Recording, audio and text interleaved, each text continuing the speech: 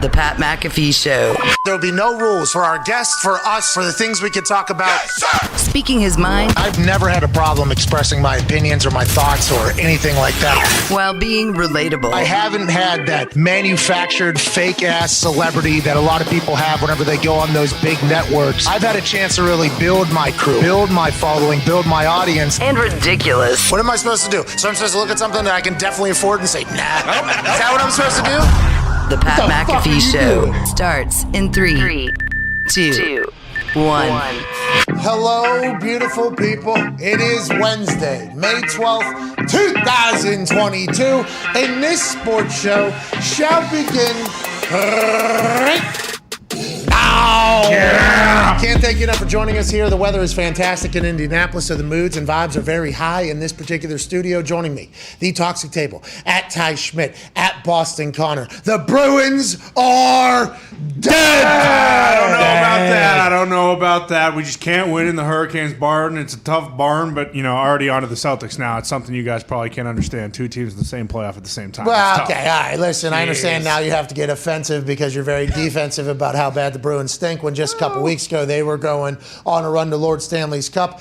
I will say this. If you're not a fan of any team in hockey, you should be a fan of the Pittsburgh Penguins because we're the greatest program in the history of the NHL. Oh, yeah. If not the Pittsburgh Penguins, though, that team in Carolina looks fucking awesome to cheer for. At Nick Moraldo in the back there with a fresh haircut. You look good, pal. Host of That's Hockey Talk, obviously one of our hockey aficionados around here. That place is awesome. How many people does their arena hold? PNC Arena holds about 19,000, but, that's standing room huge. only. Whoa. Hey, by the way, that is huge for an arena. That is massive. 13, 15, 16, you'll hear that number. Damn near 19,000, 20,000. You pack 20,000 screaming Caniacs in there, and it gets loud. And they seem like they're all in. There's a DJ. They were playing Du hast mich. Du hast mich gebracht. I don't know what that means, Guten Tag, whatever. I think it means you have nothing, but that was when they were on the penalty kill. It's like a full thing in there. They do the skull chant at one point. Well, I mean, it is electrifying down in Carolina. Now, obviously, the Bruins can't get the job done against them, but the Pittsburgh Penguins will. Don't you worry about that. We finish out our series tonight with the New York Rangers in New York. Hey, Rag, sorry about it. Sorry. Find the fishing poles. Golf. We'll have T4 later on today to break down the rest of the NHL series, hosted by one half of the Hammer, Dahn. Cowboys at Tone Diggs. Tone, saw on your Instagram last night and on your Twitter, you're outside, maybe on the patio, had a computer right in front of you watching a game. You had a nice little cigar over here to the right, maybe a Cohiba, no, I'm not sure. And then on the left, it looks like you had yourself a little cocktail and a water. You're having a nice little night last night. You look fantastic. You're glowing. Yeah, it was really the perfect setup because I got absolutely fucking torched last night gambling. Probably the worst day I've ever had in my life. How come? NBA bad? Those are like 40-point differences, I guess, in the NBA last night. Was it MLB? What got you? It was the MLB and on the ice that got me last night. NBA was okay, but the other two, mostly the MLB, was just fucking horrendous to me last night. What have we been telling you guys, though? That sport stinks. That league stinks. Why are you wasting this much time? And you guys have been so hot on the first 5. Now you're just getting fucking dunked on by a sport that you have to watch and nobody likes. 162 days, you're going to have one of those days. As long as you have, 102 good ones. What are we talking about? Yeah, I agree. If you're 102 and 60, I mean, that'd be a hell of a run for the baseball go. At Bubba Gumpino with an incredibly fresh beard lineup right here this morning. The other half of the Hammer, Dad. Cowboys. Are you still winning in baseball? And why has that become your bread and butter aside from footy? Footy and baseball, Gumpy's locked in on. Oh, yeah. Which is actually fantastic because we bet on sports that we, can watch and enjoy Usually. and know about. Gumpy has the rest of the sports world kind of figured out at this point. First 5, still a cheat code for you, Gump? Baseball was good. I got absolutely smacked on the ice, though. Oh, no. So hockey fucking murdered the squad. Tough night on the But ice. I'm a firm believer in the Bolts. You can get the Tampa Bay Lightning down 3-2 to win the series at plus 280 right now. 2-time defending champion. They ain't going down to the Leafs. There's another one, I think. Put that up. The Caps are like plus 240 or something. Ooh. That's tied 2-2. Caps got a lot of veteran experience. Now, I know the Panthers had a hell of a season. They could score or whatever. If I see the Caps, hey, they still got Ovechkin down Yeah, there? they do. They still got Ovechkin down there? Yeah, they do. Captain They America. still got Kuznetsov down there? Yeah, they do actually scored. They got TJ Oshie down there? They've been there, done that with damn near everything, haven't they? Yes, they have. Series tied 2-2. Not that Florida Panthers are better than them. Plus 240 feels like pretty good odds, though, on the tied series, especially with those motherfuckers involved. Fucking Brooks Orpik still on that team? No. Problem is the our guy. goaltending stinks. Who? Washington. Why? They got two young guys that just aren't getting it done. We're fucking 5 deep in Pittsburgh. Little Yeah. Domingue, Kevin Domingue standing on his head. It ain't that hard. Sorry about It's it. right there. Come on. It's always there. It ain't that hard. Where's Tom Wilson? Bro, the goalie is the... And maybe don't take the plus 240 on the Caps if they don't have a goalie. No, take the Bruins at plus 285. That is the Not best. a Did that chance. last We're night. done listening to you. We are done listening to you. Celtics tonight, though. I don't know. Listen, whenever Connor gets on a heater, will somebody that follows with his Twitter and his outrageous things let us know that Connor is currently in the middle of a heater? Because we will jump right back on because we fucking love you, pal. Yeah, I appreciate it. Love you guys, too. I will say, if you're following the Twitter, though, I've only ever tweeted out losers, and I only have ever tweeted out winners until after they win. So that's kind of the on Twitter, I'm probably like 0 and 182. Well, in real life, when I was tailing you, Yeah. same. Yeah. Yeah. You the same record. Still are, too, because the only bet you didn't hit 2 nights ago was Tatum 40 points. Yeah. Unfortunately, so. Yeah, but remember, I rode the Fade Foxy train for a long time. Oh, yeah. Yes, you did. Others were profiting mightily off of every Foxy pick, and I, was trying to lift Foxy's spirits because he was getting buried by everybody. Oh, yeah. I mean, not only was he losing money on all of these bets, but literally every time he picked a team, the team's fans would get so mad at him, he would get yelled at by them, and everybody in the office would go, "Oh, perfect, thank you so much." Boom. It was actually a great gambling strategy. The people that we don't know and have never met that are sports gamblers were probably tailing. Without letting anybody know about it. Like, hey, we got a winner. What's the winner? The opposite of what this fucking guy from the McAfee Show picks. And his name's Evan Fox. He is unbelievable. He went on like a 2-48 run or something like that. Glorious. John And- Sheeran even referenced it. Yes. Just a couple weeks ago. Head odds maker for FanDuel. They were even like, all right, he was a sharp. Yeah. Foxy was a sharp during this run. And I happen to be alongside of him because I like Foxy. Good Foxy's- teammate. Foxy, very talented guy. We do need Foxy to, operate this entire business. I was just getting to know him at a better time. And I'm like, hey, come on, guy, let's go. Let's do this. I lost so much money. So much money. While everybody else is winning. It looked like a blast for everybody. And now Connor. As I'm saying, I found myself in a similar situation. Yeah. Yeah, but I mean, just like Foxy, he turned it around. I feel like tonight I will start turning Has it around. he? I don't know. The fake I Foxy haven't. thing is The still real. difference is Connor's just betting on his teams. We need Correct. Boston sports to lose, both Celtics and Bruins, because then I think he might become True. a good gambler after that. Yeah, because his heart is much more powerful than his brain. Blinded by the light. We've Always talked has it. been. Yeah, Yep. I've actually only bet on Boston teams for the past like 7 months. So it has been kind of live by the sword, die by the sword. So it's really not even your picks. It's more so the GMs of the Celtics and Bingo. the Bruins. I have too much faith in Boston sports, but that is again why Bruins plus 285 to win the series is a lock. See, so there's two different things there. Saying it's a lock, Yeah, not necessarily what you need to do. You know what I mean? but it is Because it's not a lot. Because it's not a lock. Well, I don't know. But you It do is. like it.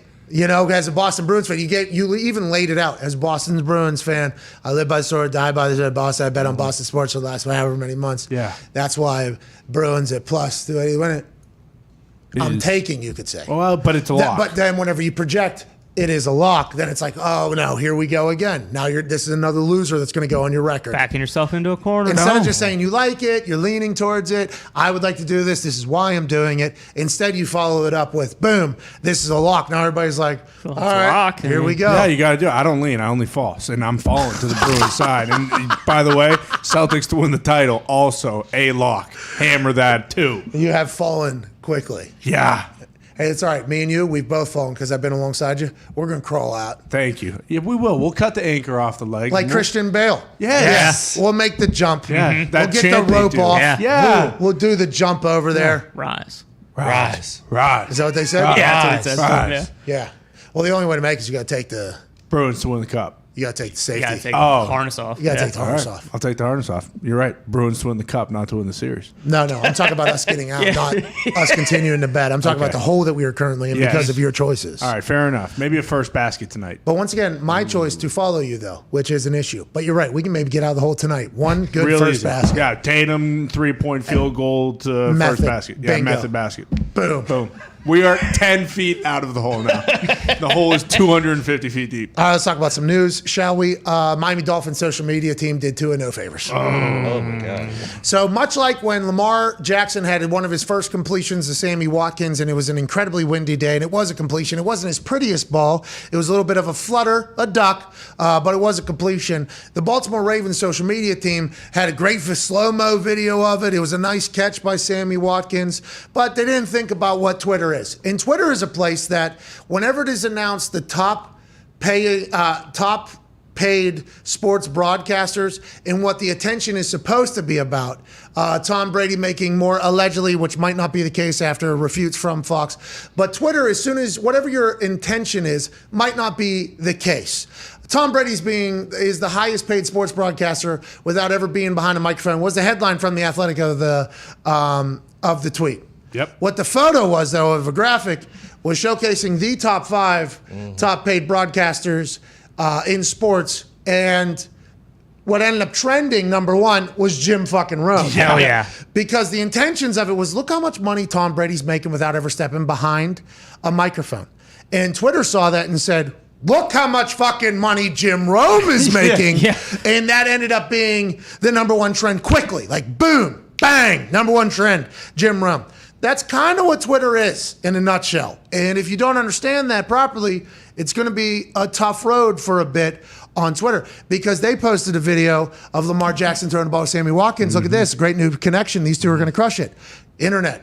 What a terrible fucking ball from Lamar Jackson. Yeah. This guy can't throw a football. Oh my God, this guy stinks. They had to delete the tweet. Yeah. I mean, by the way, we did not say that about Lamar. We do not believe that about Lamar. In any practice, there's going to be a ball that gets wobbled or dropped. That's something that happens at practice. We are just pointing out the fact that the Ravens social media team was like, boom, here's a fucking home run. We're going to put this out. Miami Dolphins did the same thing. Miami. Yeah, Tua talking to connecting with Tyreek Hill on a deep ball. It looks awesome. It sounds great in theory, but the internet immediately upon seeing this slow motion deep ball said, oh, Tyreek Hill had to come to a complete stop. Tua doesn't have a strong enough arm, and it's going to be a terrible relationship, just like everybody said about Tua's arm strength. That's exactly what the internet said. Now, could that ball have slipped a little bit out of Tua's hands? Yes. Sure. Could he be throwing into a very, very strong wind that we don't see? Yes. Could they still be figuring it out? And that is literally the first one that Tyreek has run, and he doesn't know how far he needs to put it because Tyreek Hill is a different fucking animal. Yes. All these things could be the case. But as soon as you put this on the internet, and the conversation is already a little bit about whether or not Tua can keep up with Tyreek's strength, the internet's going to do their thing. Oh, yeah. And that's what the internet, Tua doesn't deserve. Tua's been through enough already. He But has. Dolphins social media team's going to figure that out. I feel like they're looking at their mentions. Oh, no. How come nobody's like, this is going to be an electrifying new duo for at least the next 3 years? How come nobody's talking about the AFC East having the fastest motherfucker on earth? Maybe DK Metcalf. Yeah, TBD. $50,000 maybe. Yeah, we'll see. At wide receiver down in Miami with an offensive guru at head coach who turned around every single offense he's ever been a part of. How come nobody's talking about that? They're just talking about his own. Well, that's because that's what Twitter is. Gumpy, how is this the first video we see of Tua and Tyreek? It can't happen, Gumpy. Good. Can't have it. As someone who lives and dies on the internet, this was very tough to watch with the rocket emoji, putting it out. I mean, come on, guys. What are we doing? Now, with that being said, hey, ball wasn't on the ground. It's a decent right. ball. Yeah, it wasn't that bad. It's always Maybe there. he was open by 20 yards and he said, hey, I just got to get it to him. Get in. By the way, if you remember Wasp, Yeah, he I was. think Wasp, Yeah. the play in the Super Bowl that Pat and Tyreek Hill called, I believe Tyreek came to a complete standstill. Now, granted, Patrick Mahomes is on a full sprint backwards. Right. And it ended up being like a 65 or 70-yard throw when it was all said and done. But Tyreek stopped, caught that, ran around, I think. If not, there's other examples of that. So this isn't the first time that Tyreek has had to stop for the quarterback throwing him the football, probably throughout his entire life. But I don't think that's the right first one. Maybe they were working on the Carl Wentz, Joe Flacco special, where you huck it up there and the receiver has to run back through the D-back. Hey, Commanders PI. fans, that is quite a delight from Carson Wentz. Yeah. They're going to love it. Carson Wentz, we had a lot of those. Oh, yeah. Normally, we've been on the other end of that, and we didn't really have a quarterback that was full, hey, we're going to get pass interferences because we're able to extend the play, which Carson Wentz does well, and then we're able to underthrow a little bit. so that the wide receiver has to stop in the corner at 21 miles an hour, can't stop, and runs right through the wide receiver. Receiver puts his hands out. Oh, whoa! Trying to catch you. Oh, whoa! Spot foul. We are in field goal range. Hell yeah. I mean, the Commanders are getting that. And maybe that is what Tua and Tyreek and Mike McDaniel are working on down there. Maybe that is the offense that they're thinking about. Because, hey, if you can gain 50 yards a pop with that, which I watched last year, you can.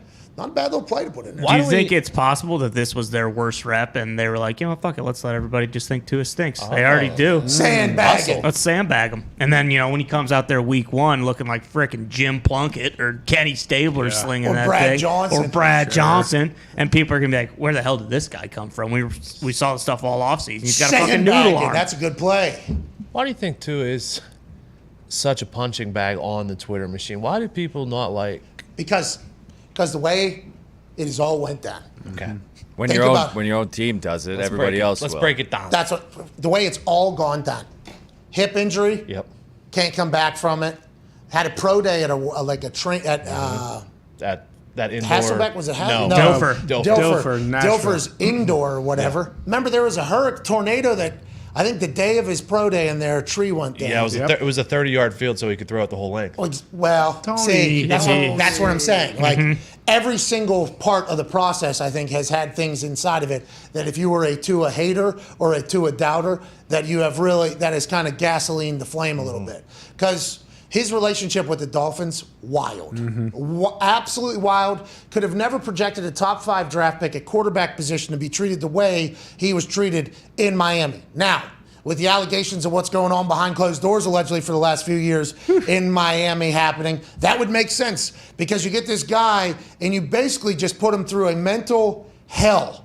You have him play and you pull him out with 2 minutes left in the game when it actually matters or on big plays and put in a guy. The way he ended up getting started, announced as a starter, Fitzmagic didn't even know it was coming, said he was heartbroken. They were on a win streak. Then there's obviously the times where he misses a game and the Miami Dolphins say, there's no injury. And then it turns out there was hairline fractured ribs. So it's like everything that has happened has been just like more ingredients to the recipe of like a clusterfuck. But if people don't like to all those clusterfucks, they can just say are his fault. Like, well, the reason why he got pulled in the important parts of the game is because everybody that actually saw him in practice and saw him in meetings knew that he didn't know how to run a 2-minute offense or this was a bad situation. Fitzmagic was much better at this, so he wasn't good enough when it really mattered.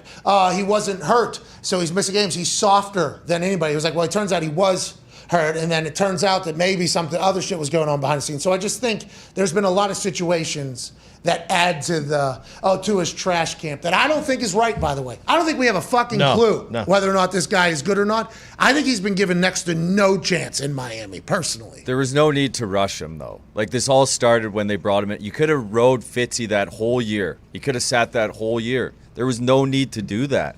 So you sit him the whole year, then he's called a bust. Yep. Still getting shit talked about him, but then there isn't the situation between him and Fitz and Dividing the locker room. Like, when they drafted him, everyone was like, okay, he's going to be behind Fitz this whole year. He'll recover from injury, be all right. He'll start next year. That was the thought. How about when he's not healthy enough to start, but he came in and played? Comes in against the Ravens Actually on played. While Thursday he night. was starting, he was in a starting run, doing well, getting pulled out of a couple situations. What's going on? And then, he's too hurt, he can't start or whatever. Then he comes in like the third quarter, I think, and plays really well for the rest of the game. It's like, what the fuck is going on down there? Also, I don't know if it helps that Burrow and Herbert were also in the top 5 or 6 or whatever it is. Oh, they're very Herbert good. was after him. Yeah, because Telesco said, whoever. Yeah, it doesn't matter to us. We liked all 3 quarterbacks that potentially were going to get picked ahead of us or whatever. They end up with Herbert, who is now being talked about like he's Josh Allen almost. Yeah. Like, hey, this might be the next prototype. Josh Allen at 6 foot, what, 5? 5. Yeah. 260, 250? 250. 240 maybe? I made 240. Josh. 40 probably, because isn't Cam 240?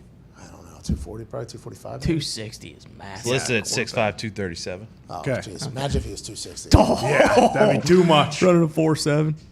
Jumping over people, Yeah. running through. He was running ISOs last year. But Herbert, I feel like because he has similar body as Josh Allen with how big his similar arm. They can both huck the hell out of it. I'm not saying who can throw the ball further because I assume Josh Allen, who is noted long ball thrower, would be very offended by that. But also that's maybe a shot at Justin Herbert. I don't know how he feels about his long ball. Until that is squared away, I do not want to make a determination on who can fucking throw the ball further out of those two. But it does seem like those two are very similar together. And that's interesting because Herbert, have they had success? I think they've showed promise, right? They've certainly showed promise.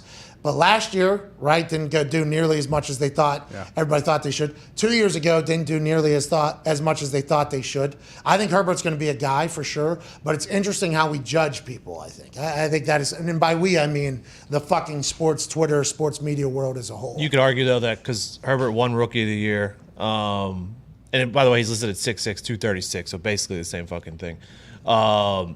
And Josh Allen, after year 2, people were wondering if he was going to be a guy or not. Like in Herbert, I think already people think that he is. I hope they win because Herbert he does appear to be the guy.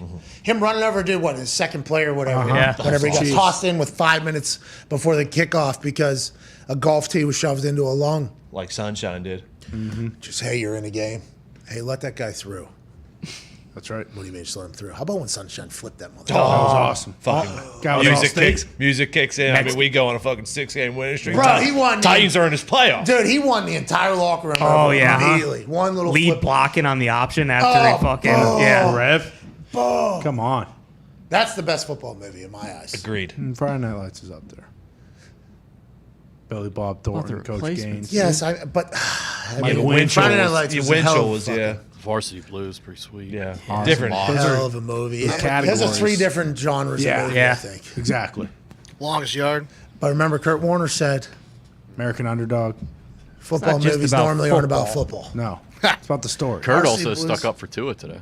Did he? What did he say? He said, I've thrown plenty of underthrown balls in practice. It happens to everybody. Literally, that's what practice is. That's why whenever they were showing, like, Richard Sherman, when he first got to the Niners, gets smoked by a guy or whatever, it's like, this is practice. Like, you're supposed to be you're supposed to be working on things. You're supposed to be taking chances on stuff in practice so you can continue to get better. That's why I thought with this modern world of welcome to it with phones everywhere, like, people would be scared to work on their game because you can get got if you're working on something. If you're, like, for instance, and this is such a minor thing, but like in the punting world, if I wanted to change my drop mid-season because something wasn't happening, if I wanted to change my drop just like a half an inch maybe, there's a chance the first 10 balls I hit are going to go 15 yards because I'm not going to have it timed up right or do anything. But if you have a bunch of people in practice with cameras out there, there's no way that somebody other than like a veteran, like a young player, would ever even think about attempting that, because if that was to be seen by somebody or to go on the internet, you'd be dead forever. You'd be fucking dead forever. And that's just the punting position. I couldn't even imagine at the quarterback position with a new grip maybe. Maybe they're working on a new drop. How far can we do this out of the back of the end zone? It looked like they were backed up a little bit, so it might have been a little bit short. Like, that type of shit from practice is always fascinating because you have no idea when somebody's trying to change something, trying to work on something, or if, hey, this is a full go right now. Much like Pro Football Focus when they're judging players on the game. Like, you have no idea who's supposed to be doing what at the time. That's why I think context is very important. But that's what also makes this so bad. Like, if your own team's not going to protect you. Oh, yeah, we started out with that's been the case, by the way, since the beginning of Tua. Their PR department at one point released that he wasn't even injured. Now, I think we met one of them. Was that the PR? Oh, probably. She was very nice, right? Yeah. Might be new, too. I assume they might have cleaned house. Got to put that Flores era behind him. I think it could just be the cameraman's best rep, and he said, we got to post this one. Oh, no. Oh, Foxy. It could be that simple. Hey, this was the best one. I tracked the ball on. It looks awesome. Not even thinking about Tua or Tyreek. See, this is my best Hey, get that culture. Yeah. What's good for the gander is good for the goose. Okay, let's remember that. Let's go ahead and keep it all together here. Can't have their little content guy down there pumped about the shot that he got, not scared to bury the goddamn starting quarterback of your program. It's a great shot. It is a great It could shot. be that simple. Gets Tyreek in there too at the end, Yeah. and slow-mo to end with great piece of content. Timing with quarterback and wide receiver is one of the biggest parts, right, of chemistry. And, like, there's no one Tua could ever compare it to. Like, oh, okay, Tyreek Hill is just kind of like throwing to Devontae Smith in college. Like, he's the fastest guy in what? The end Waddle. of How one fast of- is Waddle? By the Waddle way, also very Bro, fast. When did that showed up late last season, didn't it? Mm-hmm. I feel like I learned about the Waddle celebration very late in the season. I was super pissed about it. Yeah. Waddle actually does the Waddle. Yeah. I can't remember when It he is first did it. fucking electrifying. I think London, maybe, because they started out like 1-7. So they didn't really get that push till the end. And that's when they were getting more like primetime games, like against the Saints, for instance. Did he do that all season and it was just the first time that we had seen it because he was in London town? Yeah, I think he was doing it in Bama too. Oh, I missed it. Yeah, I that's didn't on see it in me. Bama. As soon as I saw it, I'm like, genius! Yeah. This is exactly what he should do. I was so happy about it. Dolphins could be good. Dolphins could be yeah. great. And by the way, social media is not easy, okay? We're not. But also, on the flip side, come on, look out for your guy. Yeah. You don't have any photos? Probably not going to be seeing too many clips from Tua hucking the pigskin for the next few days. That's kind of what happened with Lamar, right? They Yeah. took that down Yeah, and we like will closed never practice We will pretty much. never see another clip. Ban social media from. Almost our fault, too. Like, I feel like it's going to be our fault whenever something happens with this one. I don't know. We have coaches that watch this show that don't know diddly fuck about social media or technology. Mm-hmm. So I assume there's somebody potentially down there that's just like, can't fucking Get it off. Can't do the social media the way. It's not perfect. What happened? Well, the thing, we know it was a good shot. Can't do it. They would just try to echo what we said in Yeah. here. I know that was your best rep. Okay? I know. What if they were like, well, Flores told us to put all the bad shots of Tua out on the internet? All right, well, let's change that. Okay, let's change that. We no longer have that. That's crazy. McDaniel, thinking about him, too. Like what he would say. It's not. We had a perfect one. 2 after that, right? Okay, well, we didn't get the slow-mo. Didn't have the slow-mo On the ready. ball. Yeah, didn't have the lens ready. We got to get everybody on the same page. All right, let's get to a break. We'll be back on the other side with the 5-hour energy phone line. Also, there is conflicting reports out of the Murdoch family. Ooh. Watching Secession while Fox just potentially signed somebody to a $375 million deal with information that allegedly was spewed into a phone during the quarterly earnings call. Yep. And now saying maybe not real is awesome to think about. Roman potentially just getting onto that conference call and going, oh, in fact, we signed fucking Tom Brady at 10 years, $375 million. Life is good. Yeah. Life is good we have no problems over here. And everybody goes, oh, fuck. Yeah. Was that announced? And then they go to Andrew Marchand. And then Marchand goes, I'm hearing 10 years, $375 million. And then Fox comes out and says that is not a confirmed thing. Yeah, Fox says, what has been reported isn't an accurate description of the deal, and we have not released details beyond what was disclosed on our quarterly earnings call. Fox corporate spokesman Brian Nick. Listen, when Brian Nick is talking, they got some shit. Nick declined to say what was inaccurate, while sources reiterated to Andrew Marchand of the New York Post, the outlay is 10 years, $375 million. The bottom line is that the NFL is the most powerful programming this country has ever had. Feels like that might have been the exact. Yeah. Yeah, it's correct. How's business? How's business? The NFL is the most powerful program. We just signed Tom Brady. Like, that sounds like. Yeah. It would be said in one of those earnings calls when everybody is trying to act as if all is good, or if anything bad is because a good is coming at the moment, because the stock market's Fickle. very fickle. You know what else pretty fickle? Who's that? I guess Bitcoin. From the sounds of it. There's also another company whose stock is down around 75% since last year. All right. Let's get to a break. We're not getting into that. We are not getting into that. 4 minutes, we'll be back on the 5-hour energy phone line. We'll also talk about the games that have been announced before the schedule release. There's a source off happening on the internet about these leaks of schedules, by the way. One seems to be a fugazi. Getting a lot of following and a lot of traction. Other games have been announced. We got some big ones on the horizon. Can't wait to chat about that and more. See you in 4.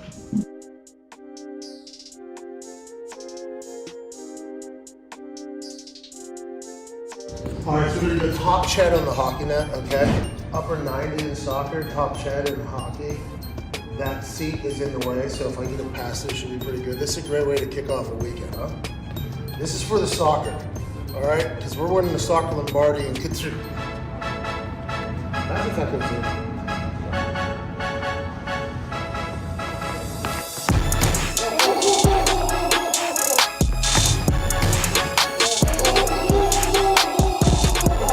What, dude? What? Have a great weekend. During the halftime of a Colts game this year, you have to kick a 35-yard field goal and then complete a 35-yard touchdown pass to Reggie Wayne in the end zone. And if you complete this duo event, we have $1 million for Kick the Stigma charity, $1 million for IU Cancer, and $1 million for the charity of your choice.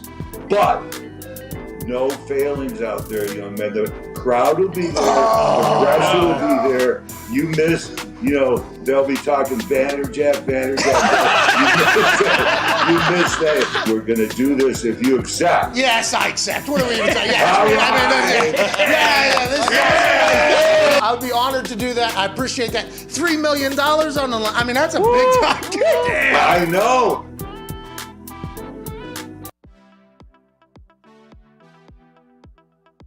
We saw the animal of Scott Stevens on the ice. You get on the bus, he has his glasses on, he's reading a book, he's got the little light above him on, and it's like a different human being. For some reason, though, that makes it even more intimidating. It's more creepy, right? Yeah. It was game 6. He hits Korea. Korea comes back, scores. We lose that game, forces game 7 of the Stanley Cup Finals. And Scotty's next to me, and I'm like, sitting there, and I'm just like, that was probably the biggest hit I've ever seen. I mean, he, like, honestly, I'm not joking. Like, for the fans that haven't seen it, he could have killed him. Like, it was like a great hit, but at the same time, you're like, you feel weird because I'm like, someone could have died. Like, that's how bad it was. So Korea's out cold. The video, when you look it up, he's got his visor down in his face. And all of a sudden, he just snaps and just goes like this, and like he just comes to, and then you see his breath fog up his face shield. He goes to the locker room, and nowadays this would never even happen because he'd be in concussion protocol. Yeah. Goes in the locker room. Like, I thought the guy was fucking dead. And he comes back, roofs one over Marty Berdore's shoulder. Place goes bananas. We're on the bus. Scotty's got his book open. He's reading his book. Like, just another day at the office, right? Shout out to Evgeny Malkin. Another day at the office. Just lean over him and I go, "Hey, Scotty," I'm like, "You really got him, huh?" And he puts his book down and he leans towards me and he goes, "You know what, Rupper?" He goes, "I let up at the last second." And I go, and I'm like leaned over and I'm like, "Oh, okay." And I lean back. I'm like, "Holy fuck." He's like, "I saw at the last second that he had no idea I was there." And he goes, "I didn't like follow through with, like, I didn't like give him the extra boom." And I'm like, "Oh my gosh, this guy's scary."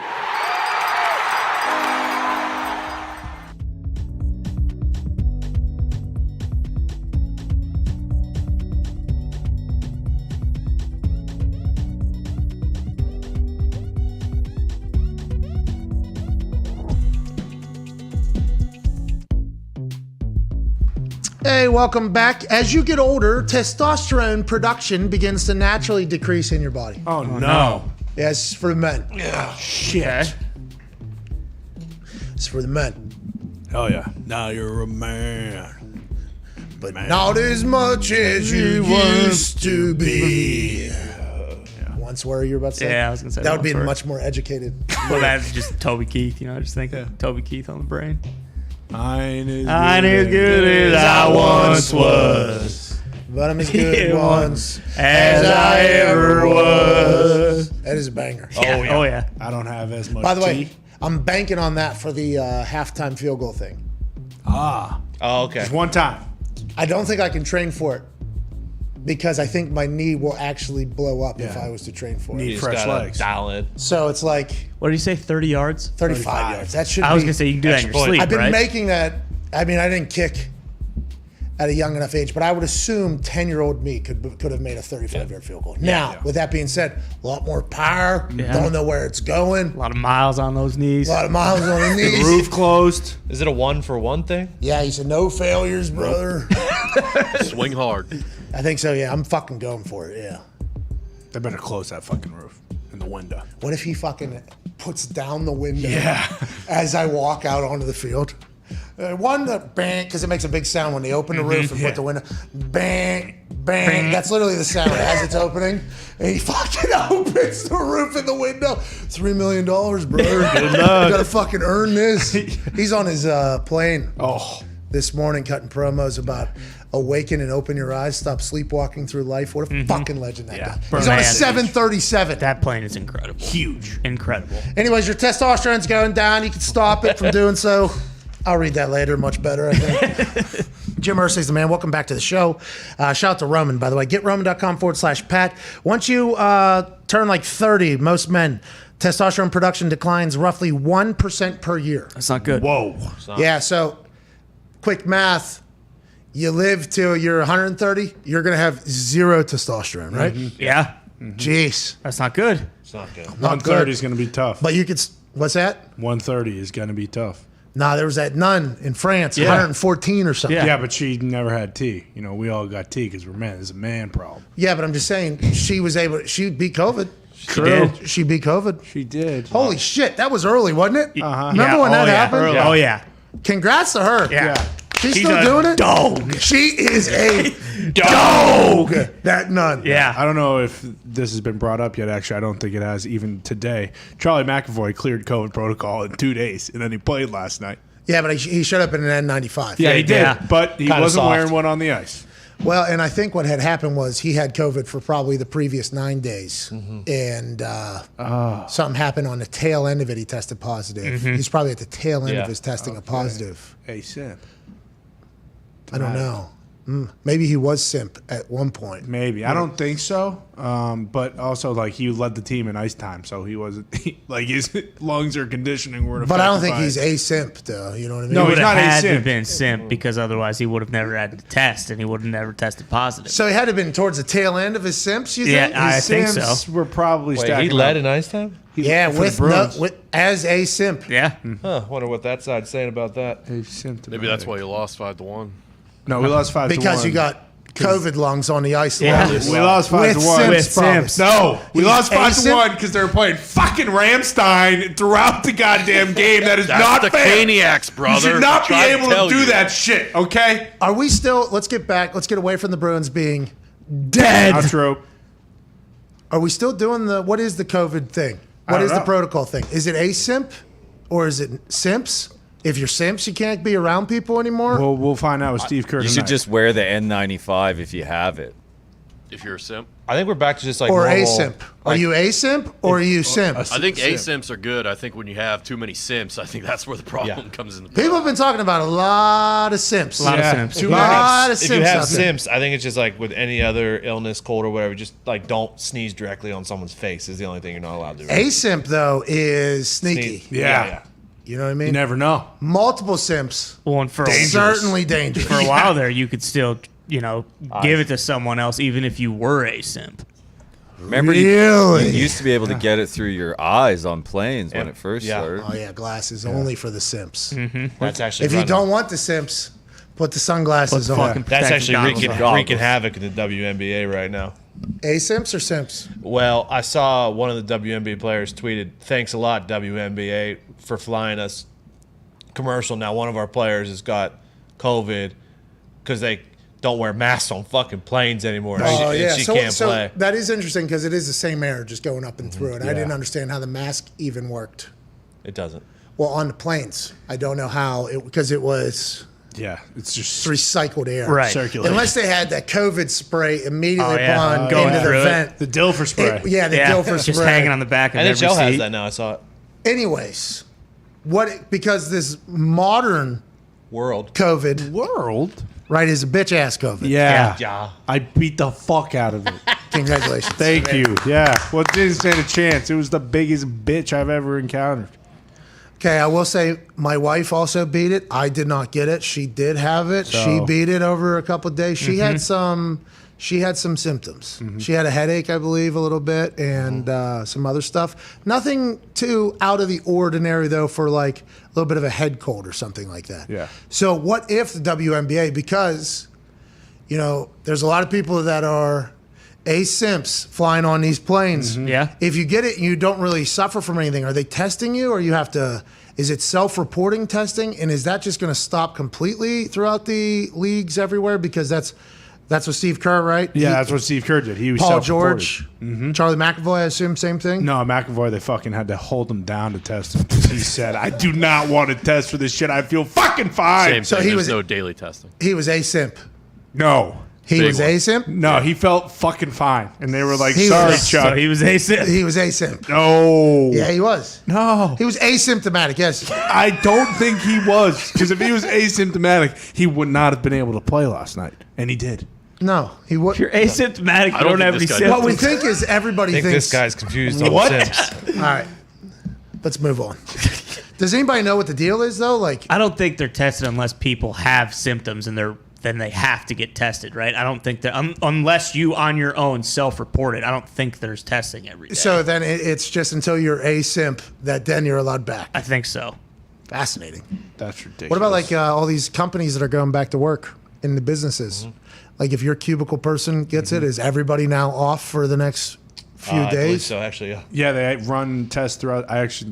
They run tests, I believe, throughout the whole floor that person is on to test everybody on that floor.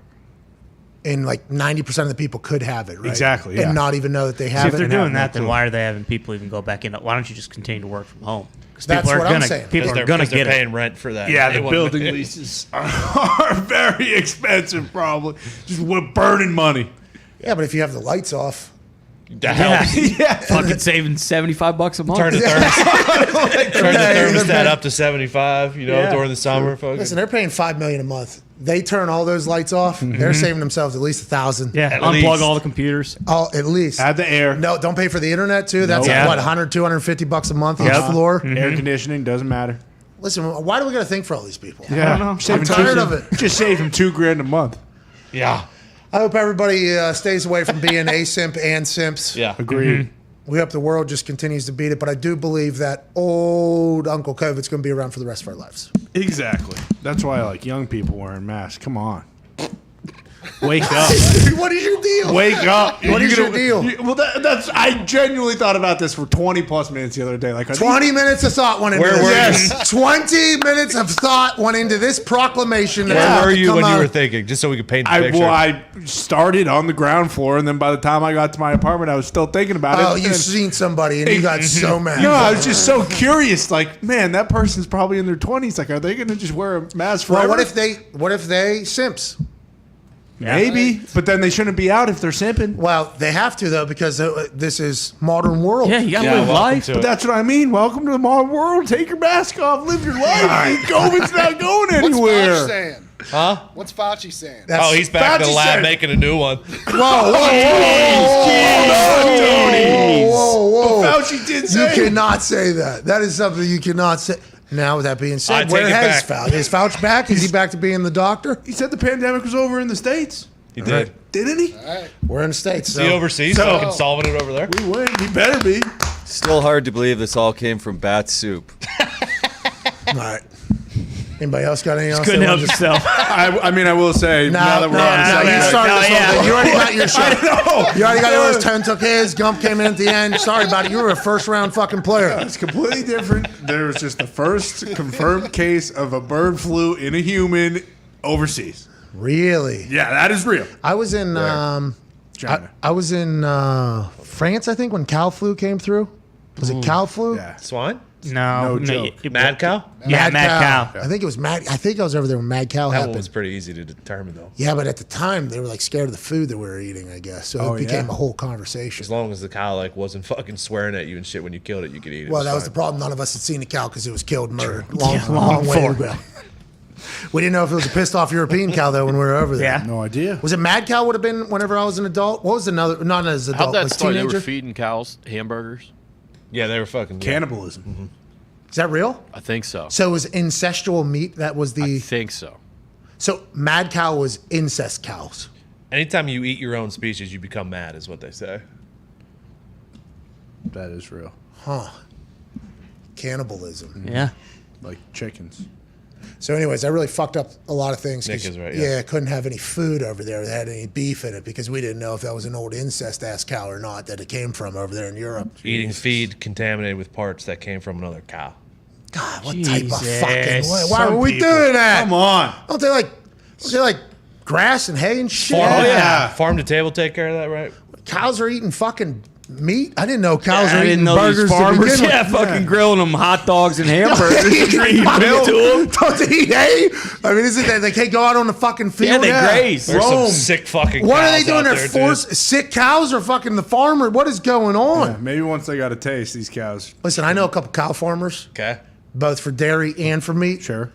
I'm gonna have some follow up questions. Are you guys fucking cooking for these cows? What the hell? You guys got steaks? What is this even happening? How'd that even begin with? It's not Good right. question. Some sick fuck. Probably started with KFC. What? Probably started with Wayne Gacy. He was like, what if I fed a fucking Oh, it's out of Waterloo, Iowa. Yeah. You're a sack of shit, Tony. That was just unprovoked. And also, KFC uses chickens, dipshit, not cows. Okay? So he wasn't doing that. He did own a cow farm, though. KFC, delicious food, by the way. Very Yeah, good. very It good. is. I had it on Sunday. It was good. Another underrated food, Boston Market. Yes. Solid meats. Yeah. Or the right things. Well, yeah. Unless Well, I don't know. My fucking turkey sandwich on rye was pretty goddamn good. You're the first human to ever order that. Bro, they got meat smoked for 48 hours in there. Yeah, and the that is turkey. available right next to what you ordered. I'll take the dried deli turkey and give me the worst bread you got. Pumpernickel. Please. Bro, they had Thanksgiving sitting all around your goddamn order. I aind never seen a more embarrassing order. They actually said, how do we make a turkey sandwich? They were stunned. Oh, Yeah, the lady had a headset on, and she told the other lady on the other end of the headset that was 2 feet behind her, and the lady behind her actually turned around like, what? Who ordered that? What do you want me to make? Is that the secret menu here? It's turkey on rye. Guy ordered meatloaf when we were at a sports bar the one time. Well, I hadn't had the loaf in a while. But that's not even the case. Sometimes I order good stuff. I ordered nachos one time. I got the fucking crumbs from the bottom of the goddamn bag. that was awesome. And then the next plate that came out were perfect chips. Hold on, then the next, literally, I think the next day in a completely different state. Remember, we were in like Hershey or something. Hershey, yeah. You ordered another thing, and it didn't come out for 45, 50 No. minutes. Applebee's. Yeah, it was an Applebee's. Applebee's. And you got ruined. I feel like because of how despicable you order, people just in the back have no respect for you. Yeah. Yeah, which is bullshit because they should be happy they get to mix it up every once in a while and not just cook the same good thing all the time. Boston Market deserves a little bit more credit, I think. That Though. is true. I've worked in a kitchen, and when something like that happens, you're like, who the fuck ordered this? Yeah, This fucking asshole. me. Make it good. I used to send Crushed chips. some potential regular orders to another store. Yeah. Yeah. That's supply chain issues, though. You're just trying to. Nowadays, Yeah. people using that excuse for everything. It is great. It's fantastic. It's been used to me. I have utilized it a couple different times in different scenarios. Supply chain. Suez Canal. Sorry about it. You know what I mean? Like, yeah, Evergreen, the boat. I think it's in there. It was. They told me from boat to dock, not a problem. Dock to van or truck, problem. And then once it gets there, then it'll make It'll its be way. good. So your birthday gift's 4 You'll get it when you get 4 it. days to 5 months away. And what is the deal with? Is that still something that's happening in the I supply believe chain so. world? I think so. What is it? I don't, because I tried to watch an entire piece on it, and I think it was on 60 Minutes. It was after a game, maybe, or something. I forget how it rolled into my life, and we need to get them on. I the mean, job. yeah. We need to get them Get on these the guys job. over there. There's a boat issue, like an actual transit issue, I guess, on water. Then there's a dock issue, not enough people working in the docks. Correct. Then from dock to warehouse, there's an issue because there's not enough people, I guess, to transport there. And then from warehouse to whoever bought it, another issue or whatever. impossible. So they tried to break down each individual issue. And I was like, oh, so this is never getting fixed. Yeah. But There's still shit showing up, right? When people Amazon stuff. Amazon's still very good at what they do, but I saw the big one now is fucking. There's like 4 or 5 states that don't have any baby formula. You follow Clay Travis. I do, but this is not where. What did Clay Travis This is not say? where I saw. Was that? I think he Did was. he talk about I think it? he was the one that posted. My it, yeah. fiance had to buy some here and mail it to her friend back in Pittsburgh. Baby formula. Yeah. So we're good here. That's Thank God. There's You may also wanna- expecting you may another wanna- chlorine shortage soon if you got a pool. Oh so. no. well, you just pee in there, it'll be fine. Well, I think actually, Counterbalances. yeah, Dump a bunch of salt salt. water is the move, but I think that's a pretty expensive process to do the whole thing. Put salt Say in. it's worth it once you do it. Yeah, 100%. I have to do shit afterwards. Speaking of, I believe the tree issue over the back at the new house. It is just like a spring thing. I believe there's no more shit getting cum on our. Nice. Okay, No more nice. tree cum all over. There our are now back. leaves. Yeah, above, Nice. which might be a shade issue, but So you don't have to drill any holes in it and fill it up with Roundup. I was ready. wasn't gonna do that. Coulda. Wasn't gonna do that. You guys are terrible people. I scubaed right up onto the shoreline there. Could you imagine you coming in, Scuba Steve, Oh, with the that'd be fucking? awesome. All right, let's go to the phones. Hanging off the side like a seal. What did we learn there? COVID dead, done, Uh-huh. COVID done. Mad, Mad cow, cow. disease. Not cool. Cannibalism. not cool. Can't do that. Who Supply did chain that? Why did people do that? And Supply supply chain is Supply a chain. multitude of Huge issues. issue. And next year, we'll remember the tree cum is just like a 2 to 3 week season for you. All right. Let's go to John in Nashville. John, what's going on, pal? Encounter's a bad order. Well, Yeah. Hey, how's it going, Pat? Not bad. What the fuck I'm is actually it? surprised I got through on this one. I'm currently home from work because I got shot in the knee with a nail yesterday. Oh, okay. Is this like Happy Gilmore? Like you're standing in the background of something and accidentally nail gun ends up through your patella? Or how'd this all take place? And that has to hurt so bad. Actually, I was trying to nail 4x4. The nail bounced off, like it hit a knot in the wood, ricocheted and went into my knee. Thankfully, it just caught like all the side of it. It didn't hit. It like grazed the bone. flush wound. I don't know yet if I Really? have any like muscle or tendon problems. That's like my one worry, but it surprisingly Get your tetanus did. shot. I mean, it still hurt like hell, but I didn't know it hit me. I was like, sitting there, I look at the 4x4, I'm like, it's still loose. And then I look over my knee and I'm like, oh fuck. So you have to. Are you getting that surgically removed, or what? What do you have? You're off of work for what? I assume a matter of time here. That's on them or on you? And what do you do? Build houses for a living? We do like sheds and this other stuff, and thankfully, so with my boss, his father is actually a knee doctor. His father's So he came, was able to sit there, help it all, was able to pull it out because it was Guy's like missing kind of a work for a smooth flesh shot. wound. Got the tetanus shot and everything, and then happy for this guy. now I'm Sorry. just probably only gonna take a day off because it's like I Foul can still walk and everything. My boss sat there, Day told me off. like take as Okay, much we'll time give as him a day. I need, but So he wants I mean, back over. I can't sit at home too much. Exactly. Atta baby, John. Great. Good blue collar spirit there. Want to get back out there and work. We Get fucking food on the need you out table. there. We appreciate you. What do you want to talk about, man, with the wounded knee? So with like the kind of about the playoffs. Playoffs. So hockey playoffs, baby. Oh, okay. Here we go. Pens are going to win. Doesn't matter. You guys are out already. You guys Hockey, I lose gotta nail it. 4-0 right there. Oh yeah. Oh Pat, I'm from Chicago. Grew up a Blackhawks fan. Had them show me the best times with championships every couple of years. But first team I started watching was the Pens. You know, surprisingly, good old Gino was the one I sat there and really started watching. That's great. But Chose it's like the you got these New York Rangers fans.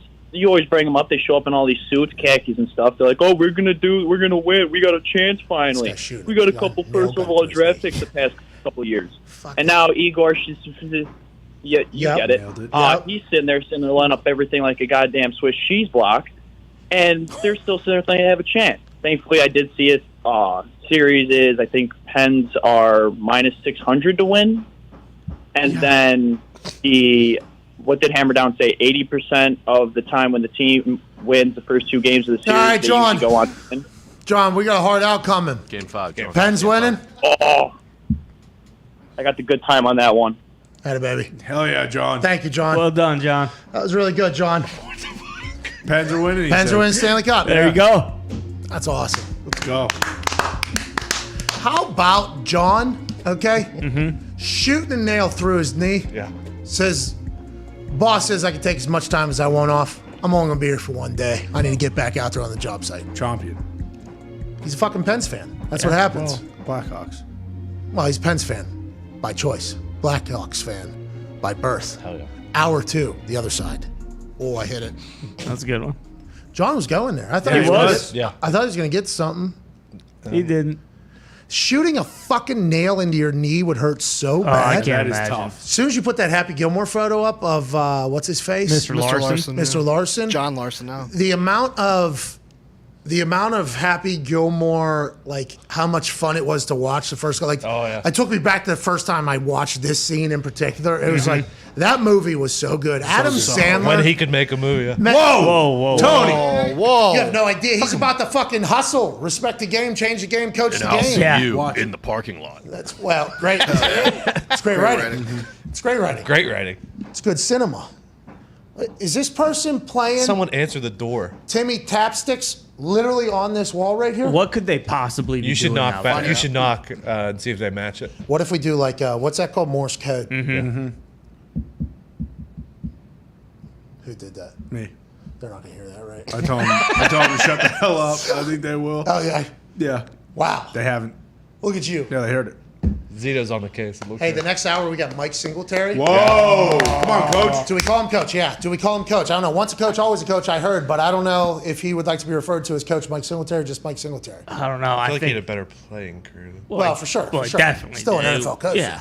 I think you gotta call him coach. Well, what- You don't want to disrespect him, and then if he gives you the green light, hey, just Mike. What if he has a whistle on and we don't call him coach? Could No, you you're, imagine? you're done. Yeah. He comes on here with a whistle tone. I want you to feel fucking terrible about yourself because you I always think call coach.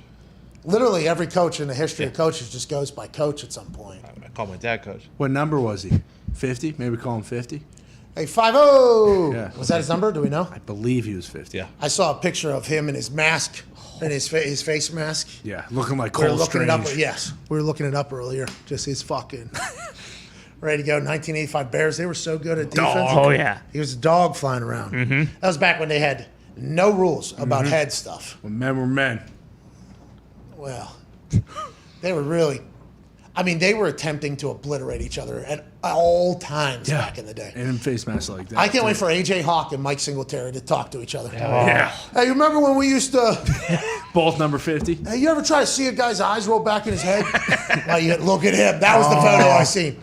I mean, are you kidding me? Standing on the other side of that? You're fucking dead, pal. Now he's a motivational speaker and doing great things. Can't wait to chat with him about all of it. Saber Let's and go. Mike would kill you. We are back in about 4 minutes. Can't thank you enough for watching. We'll see you then. Hour 2, Mike Singletary. Hour 3, Justin Thomas, the golfer. Here we go. Okay. JT.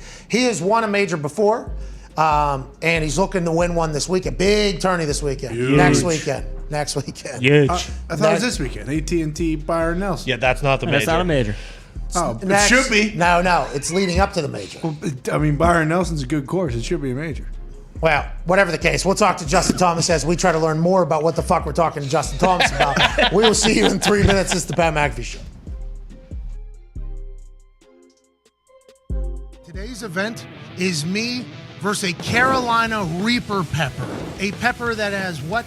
2.2 million Scoville on average. I think it's pretty much the hottest pepper in the world.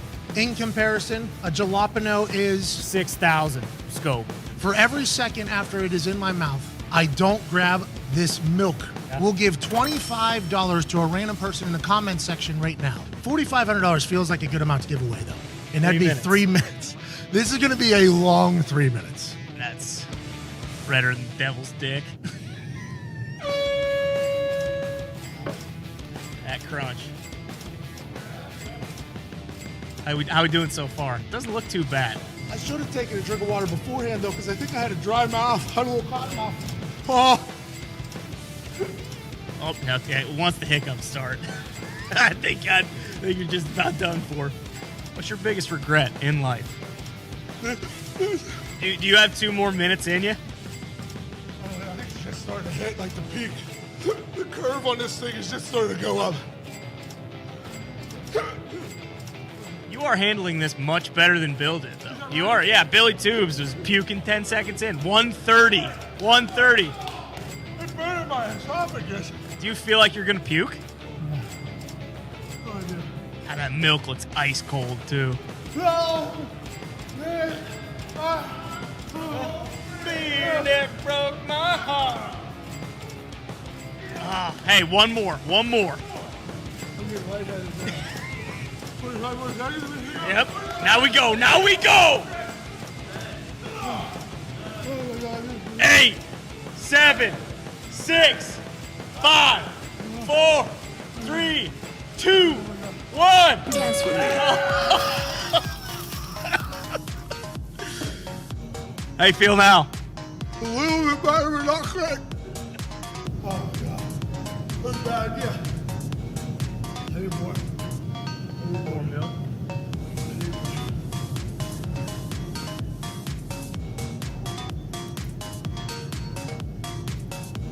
Oh, God, God.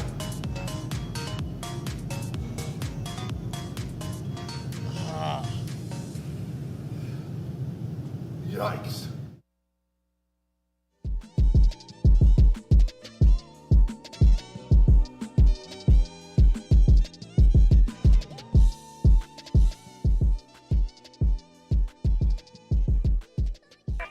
The Pat McAfee Show. There'll be no rules for our guests, for us, for the things we can talk about. Speaking his mind I've never had a problem expressing my opinions or my thoughts or anything like that. while being relatable. I haven't had that manufactured fake-ass celebrity that a lot of people have whenever they go on those big networks. I've had a chance to really build my crew, build my following, build my audience. And ridiculous. What am I supposed to do? So I'm supposed to look at something that I can definitely afford and say, nah. Is that what I'm supposed to do? The Pat What the fuck are McAfee you Show doing? starts in 3, 2, 1. Hello, beautiful people. Hour 2 of that show on this Wednesday, May 12th, 2022, shall begin right now. Can't thank you enough for joining us here on this glorious day. The weather is nice in Indianapolis, so the moods are high around here. Is there a lot going on in the world of sport? Yes. Of course.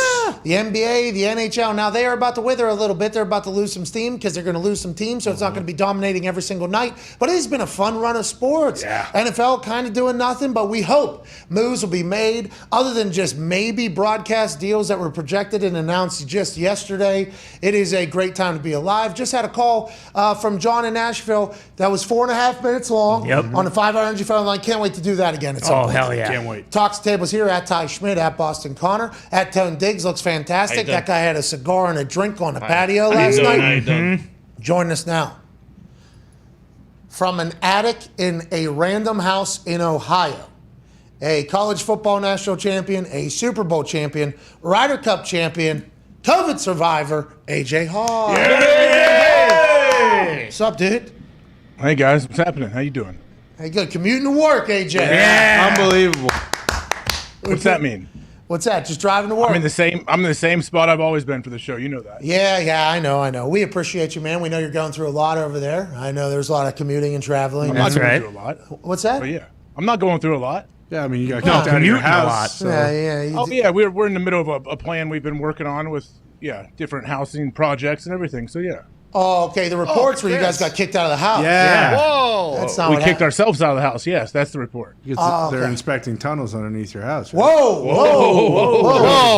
We're building tunnels now, Connor. You can't tell people that. But you just did. Well, you were on a show. Oh no.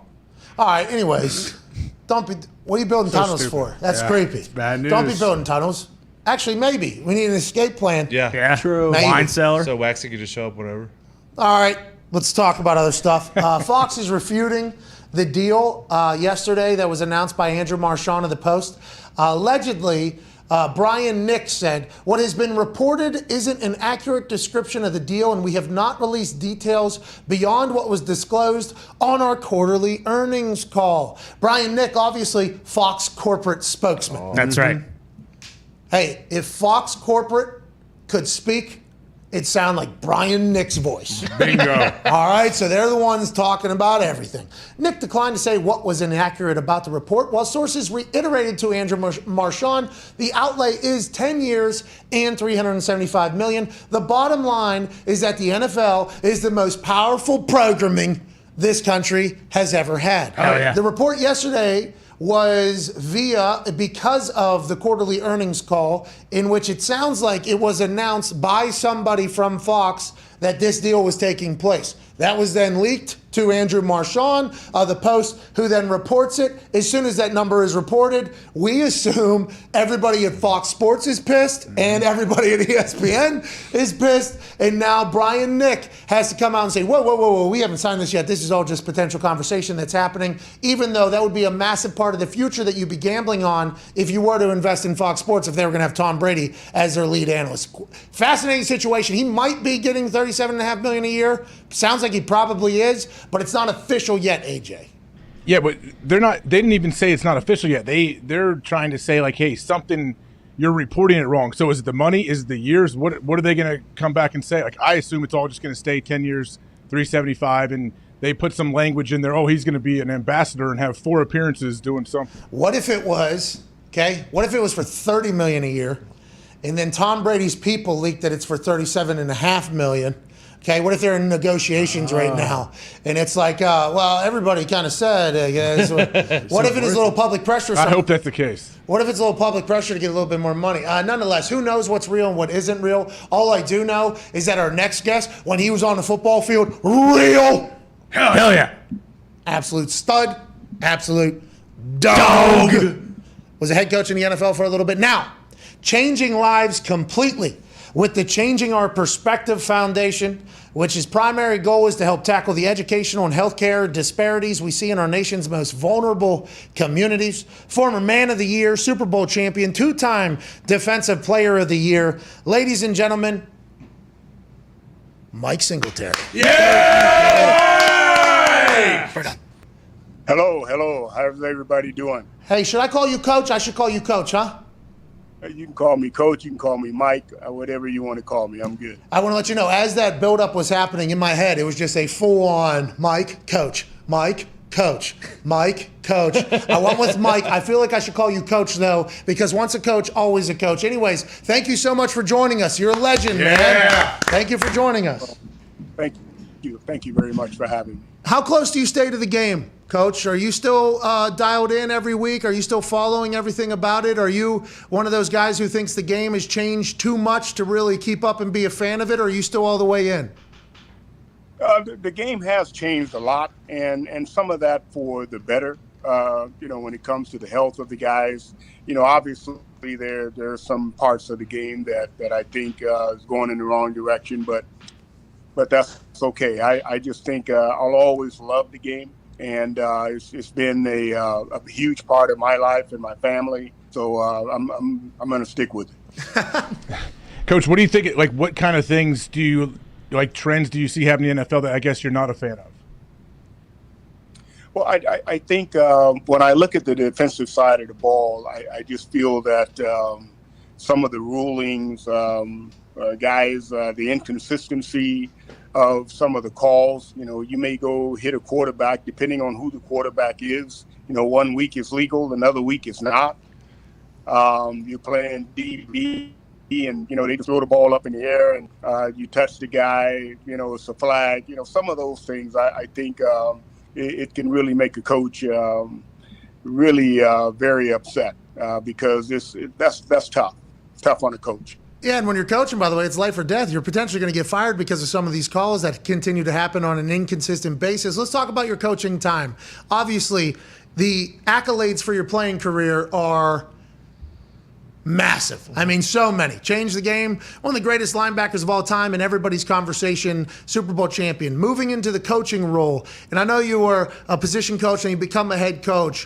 What did you find that was very similar to being a player, and what did you find that was different in the coaching world? Because me and AJ talk about this all the time. We are not coaches. Me and AJ are not coaches. The amount of time it takes, the amount of care and compassion it takes, was it everything you thought it was going to be? And how much was it like being a player in the NFL as well for you? Well, I think, first of all, I enjoyed being a coach. The thing about coaching in the NFL, it depends on kind of your background. It depends on kind of your coaching tree. How did you come into coaching? Those things I didn't really think was that important, but they are really important.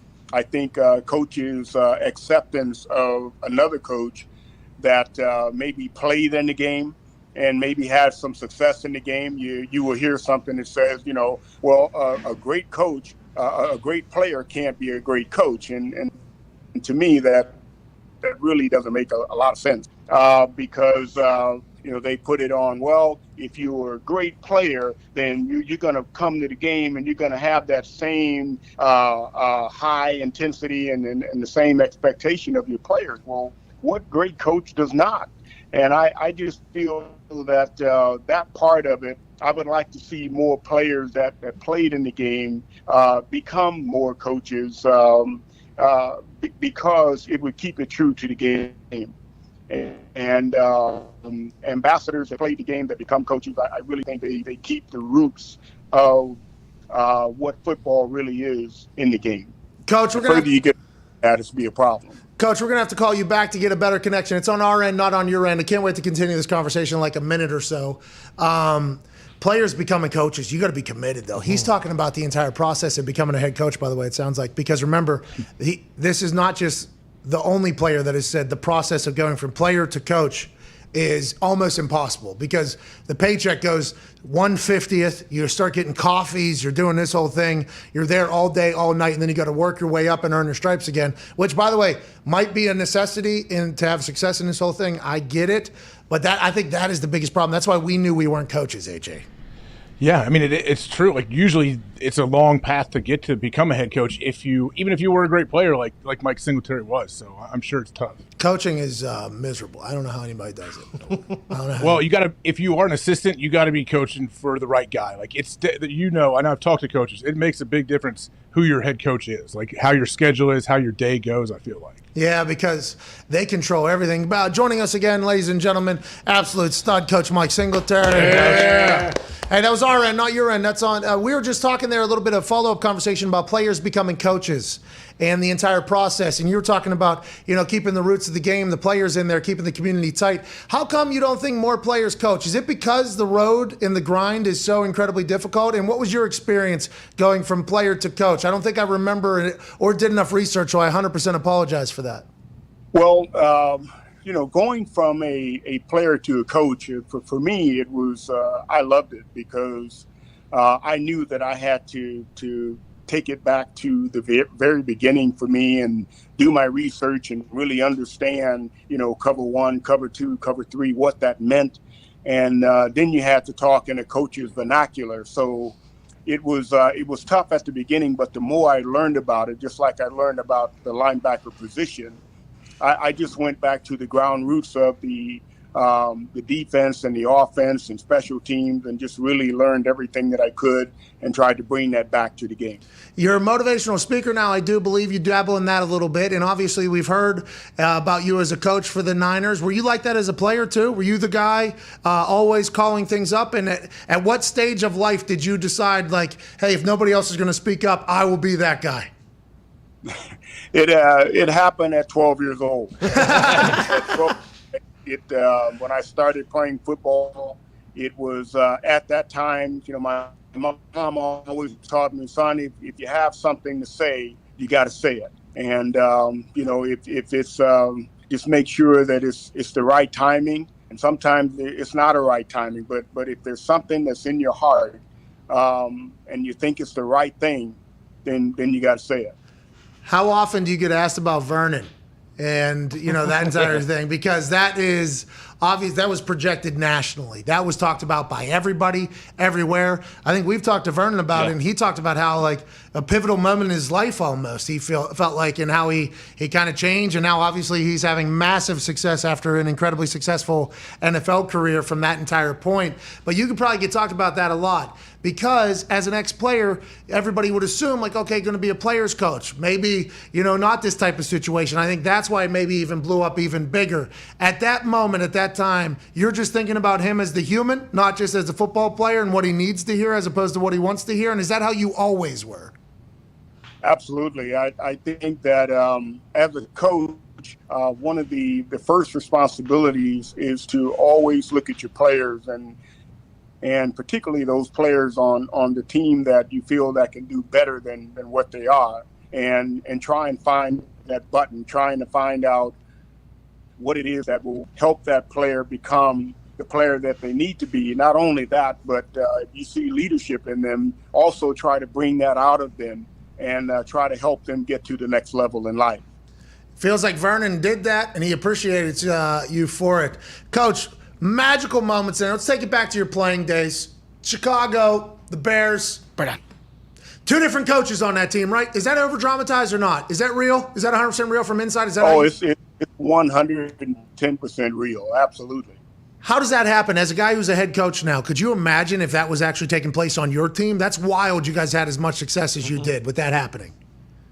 Well, it was tough. I think, but at the same time, I think because of the amount of maturity that we had on that team, we had a tremendous locker room. When you think of guys like Peyton, McMahon, Steve McMichael, Dan Hampton, Richard Dan Otis, I mean, we had a lot of guys that were not afraid to speak and for the things that they thought was right. And so it was just one of those times that it allowed us to be able to have two coaches that were the same way. You know, hey, this is the way I think it needs to be. This is the way it's gonna be.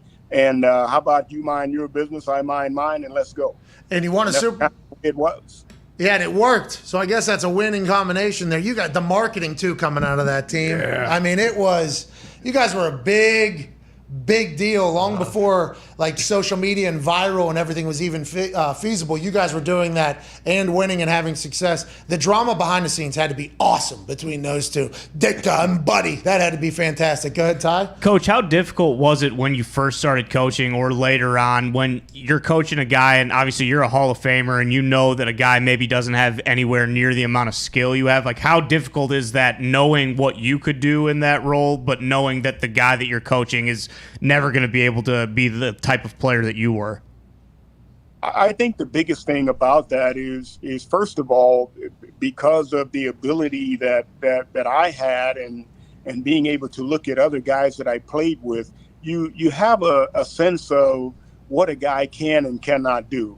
So when you're looking at players, you go out, you do the drills, you look at the footwork, you look at the hips, you look at the body movement, and you can pretty much kind of determine this is the type of player I have, and then being able to help that player operate in their strengths. That's the biggest thing about a coach. How do I get that player to operate in their strengths? They may not be as fast, they may not be as big, but how can I help them really appreciate and accentuate the talents that they do have? How do you know if a guy's a dog or not, Coach? How do you know if a guy's a dog? Like back in the day, I'm assuming you guys dealt with the same type of issues as the modern NFL, where some guys on the team, it's like, all right, that guy is not, like that guy's not mentally into it. You know, like there's a difference, I think, in a mentality between guys that are in the NFL and then guys that stay in the NFL. How do you find if a guy is that? And do you think being a dog is in everybody? You just have to find it? I think there are critical moments, critical factors in a game, critical factors in practice. When someone gets the crap knocked out of them, do they get up and they don't want anymore, or they get up and they get right back in the line and say, hey, I want that same guy. Come on back up here. Let's go. And the same thing may happen again. That's okay. But you know that guy's got some pride. That's a guy that you want to play with, and that's a guy that you can develop. Those kinds of things, even when you're a defensive player and you look at an offensive player, you know, the quarterback throws an interception. Does he go back in the huddle and look at the ground, or does he go back in the huddle and say, hey, guys, that's my fault. Let's get back in here. I want you to run that same route. Let's go.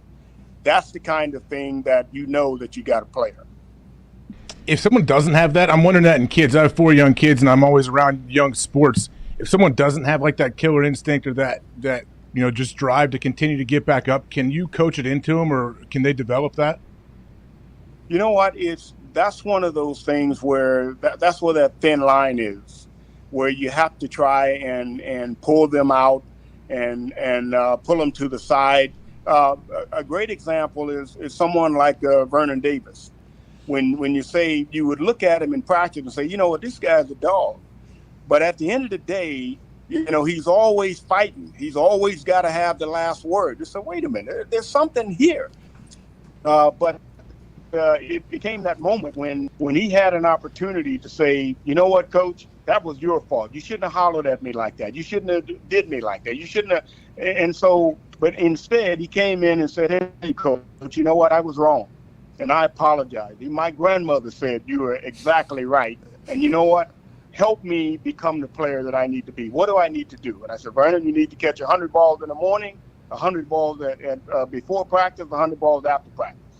And the next morning he came and knocked on my door. He said, look outside. He was catching 100 balls that morning. He was going to catch another 100 balls after practice. After that season, he was all pro, and the rest is history. Man, what a moment. That had to feel so good. Fulfillment there, huh? That's true fulfillment right there, I assume, for a coach. Absolutely.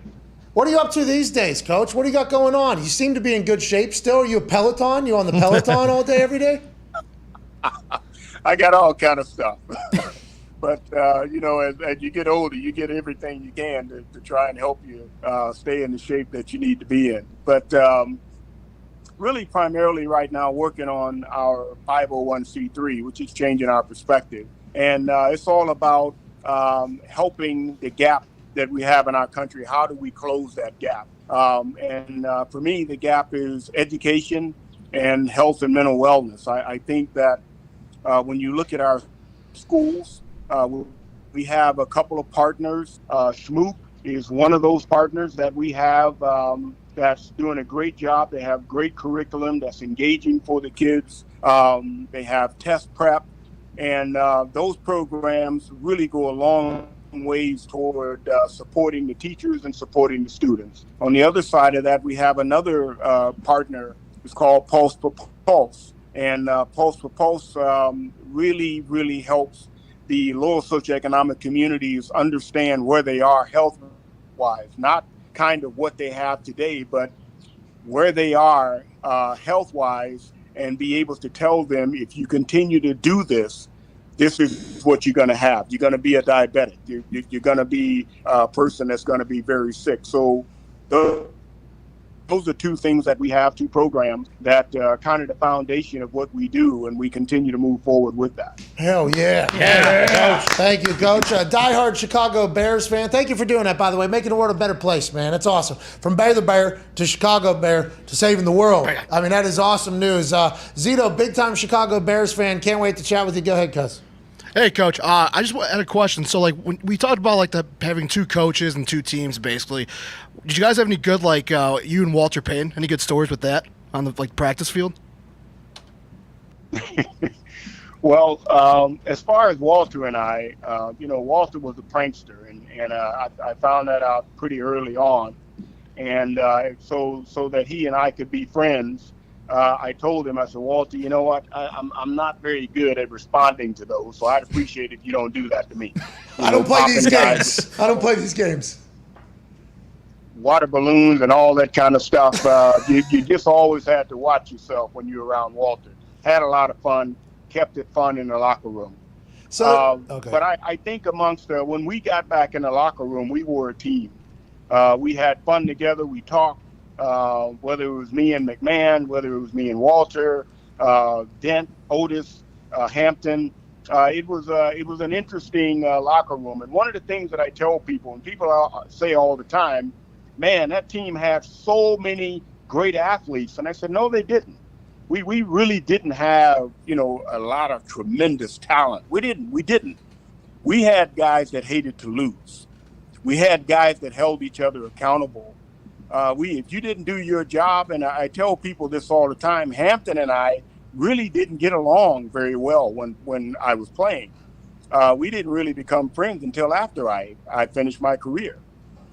Because when I played and I missed a tackle, Dan Hampton would turn around and say, hey, man, do your job. Why did that guy get 3 yards? I said, hey, how about you do your job? But it was one of those things where I didn't want to let him down. And he knew that if the quarterback threw the ball 20 yards down the field, I'm saying, hey, man, we got to get home. You got to get to the quarterback. Let's go. What are you doing? So it was that kind of thing that we did to really push each other and make sure that we were doing our job. And on the day that I found out I was going to make the Hall of Fame, I sat there and I thought, which teammate am I going to call first? And I'm thinking, no, not Dan. But I ended up calling Dan first because he was the guy that always challenged me. Samurai, come on, man, you're better than that. Let's go. And that kind of thing, we did it to each other all the way through my career, as well as Dent and Steve McMichael and Otis Wilson. It was always that way. That's what made us a great team. Accountability within the locker room is the culture that everybody is speaking of and trying to find around the NFL. It's no surprise that the Bears had an incredible one. The success was, you guys were superstars. Yeah. You guys were absolute superstars out there. Doing it the right way sounds amazing. Go ahead, Connor. Yeah, Coach, are there any players you look around today that you would kind of either want to play with or coach, like, for them on the field? Like, whether it be linebacker or even a D lineman, a safety, or anybody on the offensive side? The first guy that comes to mind on the defensive side of the ball, the linebacker, the middle linebacker for Tampa Bay, he's from LSU. White. I forget his name. I think his last name may be White. Devin. Okay, yes. Yeah. He's a good-looking linebacker, and he's a guy that I wouldn't mind coaching. He's I think, a tremendous athlete, as well as the middle linebacker for the Chicago Bears. I think he has a tremendous amount of ability, and I'd really like to see him go to the next level. On the offensive side of the ball, the quarterback at the Chicago Bears, I think when I looked at him in college, he took a hit one time that he just got leveled in a bowl game. The guy knocked the crap out of him. He gets up and he continues to play, and I thought, wow, there's something special about that kid, and kind of Cam Newton kind of ability. But he's a kid that I really think whatever coach have the chance to coach him, they have an opportunity to have a tremendous player if they do the things that they need to do early on. You're a Bear through and through, and the Bears are always known for that linebacker core, and I think it's because you, and then obviously Urlacher comes through there, and the many other greats. Have you and Urlacher, do you guys just like once a year strap the helmets on and just run into each other head first? You know what I mean? Is that what you guys still strap it up, or what? Like, for the good old days for the Bears, or not? No, we don't do that kind of strapping it up, but we see each other maybe 2 or 3 times a year, and it's always good to see him, as well as Butkus. The three of us get together every now and then, maybe a couple of times a year we'll see each other, and don't be yourself, and just kind of chat a bit about what's going on, what's happening, and it's always fun. Imagine a Chicagoan walking, is that what you guys call it, Chicagoans? Walking into some steakhouse or whatever, and it's Butkus, Singletary, and Urlacher saying, oh my God. Thank you guys so much. Thank you guys so much for everything. Thank you for your time today. We appreciate you, Coach. Come back whenever and keep doing great things with the Changing Our Perspective 501c3. I thank you, sir. God bless you. Take care. AJ, you take care of yourself, too. Quite a linebacker yourself, my man. Appreciate it, Coach. Hey, this guy exists? You think he's a good ball player? Oh, yeah. Heck yeah, he was a good ball player. I had hoped that we would get him in Minnesota when he came out, but he went to Green Bay. And I thought he was an excellent linebacker and did a great job at the collegiate level. And I thought he did a great job at the pro level. So, AJ, I thought you did a tremendous job. Fantastic guy. Wow. Thank you. Appreciate it. Talked to a lot of guys that you coached. Chad Greenway, I like that guy a lot. I know you coached him. He had great things to say about you. Chad, okay. That's pretty cool. Tell Chad hello when you talk to him. Hey, Coach, real quick. When you're scouting a linebacker, do you look at just the sheer size of their cranium? Like AJ's head here? For instance, he has one of the largest heads, jaws, and everything, and you're like, you know what, that guy, probably a thick skull. That guy could be a good linebacker. Do you think about that type of stuff when you're scouting? You want me to tell you, now that you mention that, let me tell you who AJ reminds me of when you look at him at a quick glance. Spillman. Yeah. He's got a hard head too, yeah. Body type of Spillman. Kind of walks like him. He has a little more flexibility than Spillman. But he definitely reminds me of Spillman. Oh, that's awesome. Spillman's running a team right now, isn't he? Yeah. Hey, thank you so much for your time. Hall of Famer, legend, Coach Mike Singletary. Thank you. AJ. Holy shit, AJ. You knew you existed. He was I believe he was a linebacker coach of the Niners when I was coming out. I took a visit out there. Mike Nolan was the head coach, I think. There. And then he ended up in Minnesota? Yeah, then he was in Minnesota. Obviously San Fran. He became the head coach there for a while. Yeah. Mike Nolan still wears suits on the sideline? How about you and Spielman, man? Yeah. Spielman's in the team's Hall of Fame, though, so it feels like AJ should be next. Yeah, you go to the Ring of Honor or whatever? Spielman's went in last year, I think, with Sheila Ford hair. Yeah. That was what. Remember when they got booed? Oh, that was tough, last year. Well, they booing Sheila Ford Ham. Quit booing Sheila, man. Man, that wasn't the type of gasoline on the fire I was talking about, man. Lowest attendance in their history for Thanksgiving Day games. How do you describe it? Their spring. You guys are the kindling, man. Yeah. Okay? All right. And we got to throw the gasoline on. The bonfire, right? We'll bring the wood. Yeah, we'll bring the wood. Jared's going to bring tiki torches. Yep. And now he's going to be coach of the year. Great transition. Could you imagine if he would have put the cherry on top what Jared Goff is bringing the tiki torch? I thought that was real for a second when I heard Ty say that. Oh, it would have been amazing. That was his speech. That like, hey, we're having a party or whatever. Uh-huh. The bonfire is going to be the game, and you're the kindling, and that it was great. It was a great speech. Yeah, it could have worked Elon Musk into it. I'm surprised he didn't have the flamethrower deal. Well, the flamethrower deal is a turnover, right? I mean, that's turnovers, flamethrower needed. Put the fire out is what they say.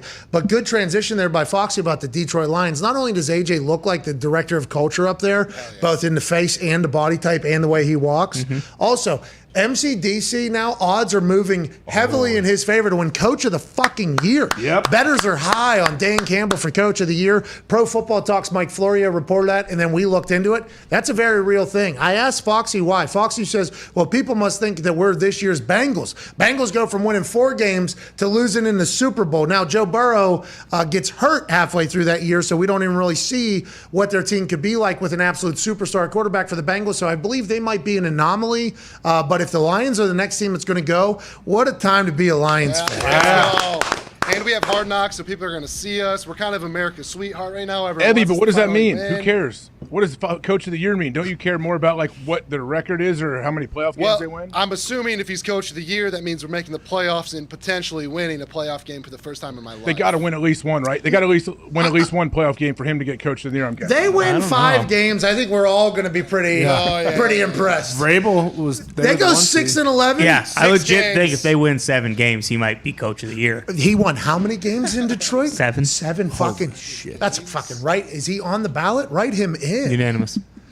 But with that being said, to Connor's point, the Coach of the Year this past year was number 1 seed in the AFC with 80 different players or whatever. Yep. Yeah. In Vrapes. And they lost in the first round. So I think it normally goes to a coach that is on a winning team for obvious reasons. But it would be hilarious if the entire world and sports media were like, well, it's Detroit. You won 5 games in Detroit. Maybe we should talk about it. Let's talk about it. So this happened last year and it's happening this year too. Like when you look at them before the year, it's Brandon Staley, Doug Peterson, Dayball, Kevin O'Connell, McDaniels, Sirianni, Hackett, McDaniels, and Dan Campbell. Like it's all first or second year coaches who are the favorites right now. So it's like if you take your fucking shitty team and make them better, or you could get good value like a guy like Vrabel or Belichick or fucking Tomlin who's been in the league forever and they overachieve with a team like that. Like there's some good value out there for those veteran coaches. And who controls it? The AP? Who votes on the Coach of the Year? Yeah.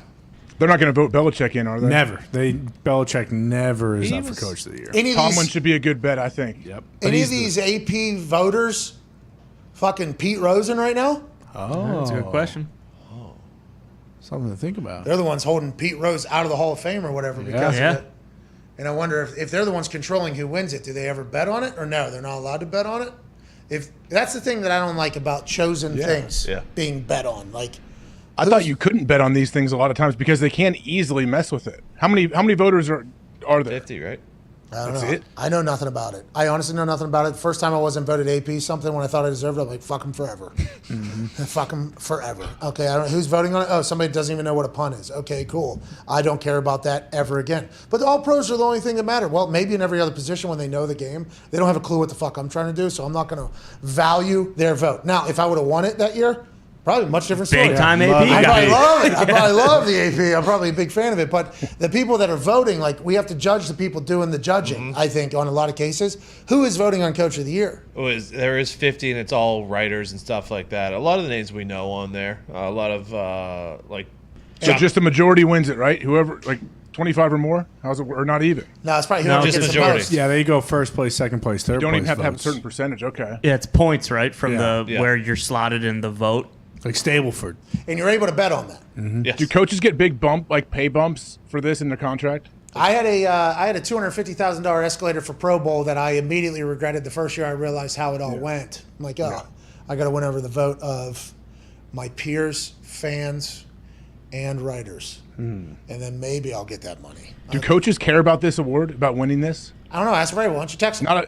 I'm sure he's like, yeah, cool. I want to win the Super Bowl. That's all I care about. I talked about cutting my dong off on a podcast for it. So do you think I care about Coach of the Year? Well, that's about any personal award. Then now we could dive deeper into a full conversation about those. Should anybody in a team sport care about personal awards? No, it's kind of different though. I think it's kind of different as a coach, because a coach you don't win. I don't know. I guess Coach of the Year. Who cares? Why are we even talking about it? What are we doing? Yeah, I guarantee. It's fucking Detroit, and it's roped May me in. 12th. I'm sorry, you roped me into this. Do you want to argue who had the best 4x1 team next in high school? Well, you know any good ones? I know it's. I mean, that's a classic argument in NFL locker rooms. It's May 11th. I fucked that up. Beginning of the show. I said it was May 12th. It's on me. It's May 11th? Oh, no. I just realized that because I was about to say, AJ, it's fucking May 12th, but it's not May 12th. It's May 11th. Actually, that's why we're talking about this. What do you think we're doing? Is it Wednesday? Yes. It's the middle of the week. It's middle of nothing time. Okay, from the NFL. I wish so bad that Deebo Samuel would accidentally unfollow the Niners. Oh God! You hear me? That's where I'm at right now. So MCDC getting betters to side with him being Coach of the Year, worthy of a conversation. You know why? We might never get to talk about Detroit again. Exactly. Hard Knocks is going to happen. Guess what? That's going to be burial after burial after burial of the Lions. I mean, that's going to be tough. Yeah, it's going to be terrible. People in Detroit are so pumped about it. I'm like, I don't know, guys. Nobody really watched the Colts Hard Knocks during the season except for people that were involved with the Colts. Yeah. Hey, you might be able to get. I'm looking through here. I mean, maybe you might be able to get an AP vote. I don't want one. I want to bet on it. Oh, you don't. Remember Hub? Smart. Remember Hub last year was talking shit about Aaron and. Oh, Arkush. Yeah. Fucking Hub got run out of town. Yeah, he did. But once again, that's a guy who has a vote. Correct. So it's like we have to take that with every single award that happens. Like, Didn't you guys win a bunch of money on Rodgers last year or 2 years ago? Yes. MVP? 2 years ago and last year. yeah, I think Both last year of too. Yeah. By the way, this show right here, weekly appearance on, you win an MVP. Boom. No big deal. I don't want to take credit for it because a lot of hard work went into somebody else doing that and pain and a broken toe that we still don't know about. Still don't know what happened. Yeah, I thought he was going to tell us. We didn't ask. We fucked up. We dropped. Let's get to a break. He was supposed to tell us, but he didn't. I'm so bummed we forgot about that. I know. Call About what?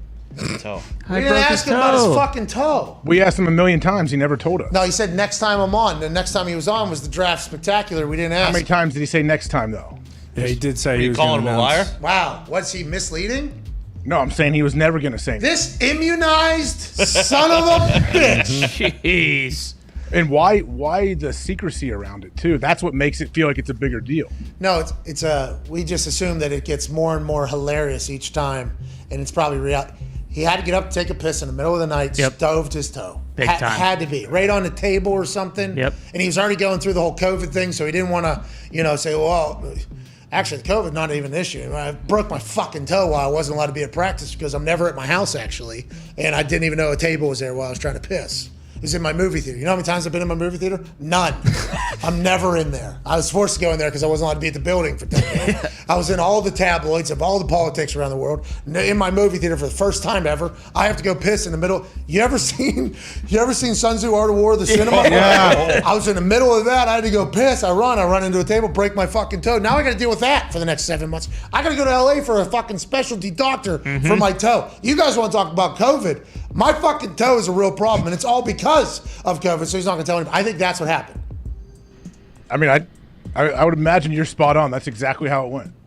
He was in a part of his home that he's never in because he was forced to stay in his house for a Can't certain... find the light switch probably either because there's 7,000 of them. I'm never here.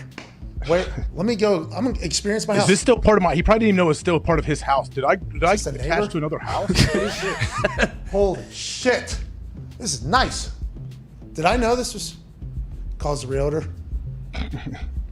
This fucking third win. Is that fucking crown Did we molding in build there? that? When did we build that? Did we add on when I wasn't here? Because he spends the offseason, obviously, in California. Yeah. Then he comes to the season. The season is just Groundhog's Day.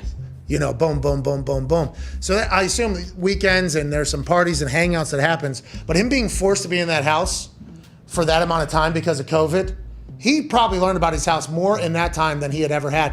Had no idea that a designer put a table somewhere. No. Had no clue. Fucking murdered. That thing, by the way, flying like steel stairs on the outside of the WWE ring. Boom. Then, oh, fuck. Probably a full yell in there. Think about how bad it is when you stove your toe. I did the other night. Let alone when you completely fracture it like he did. And then everybody on ESPN, we don't care about your pinky toe. It's like, you have no idea, bro. This COVID thing isn't killing me long term. That's right. But this toe. Killing me in the short term. It's killing me right now. It's unbelievable. Is that what happened, AJ? You know. I honestly, I do not know. I have no idea why. Like I said, why the secrecy surrounding the whole thing. I'm texting him. I never text him. I would like an answer. Now. We need to know. Now. He'll probably say, I saw the clip. You're exactly right. It's not out there yet. Let's get to a break. I'm Probably texting say, him. I was watching live. Oh, Jesus. Blue Angels? Is that Rogers? Are they doing a flyover right now? I fucking love when they Might do be that. Jimmy Those are Graham. cool. Go watch. Probably TC. Well, we got him, remember, 2 years ago. Yeah. We sprint out of the stew. Catch Oh, yeah, up I to remember us. that. So cool. They did 3 laps. They did. I think as a marketing marketing strategy, Tom Cruise is flying the fighter jets over every single state That'd be so and cool. like 300 cities before Maverick comes out. Did so- you see the fucking guy that sent us a video that he recorded from his fighter pilot? I think he was in a fighter jet. Jimmy? I didn't see that. Dude, It was sick. Wait, what's he doing? he's literally he's flying and he's taking his phone like this. And they're banking around like a cliff. And he was like, oh, a little practice session this morning or whatever. Is he in a fighter jet? Is he in the military? Yes, I think so. I don't know if you can own those things privately where you're able. The control he had, it seemed as if Yeah. it was a pretty high-end operation there. I didn't know if it was a helicopter, but he's moving too fast. It didn't look like a helicopter. And he was banking too heavy. Somebody listens to this show.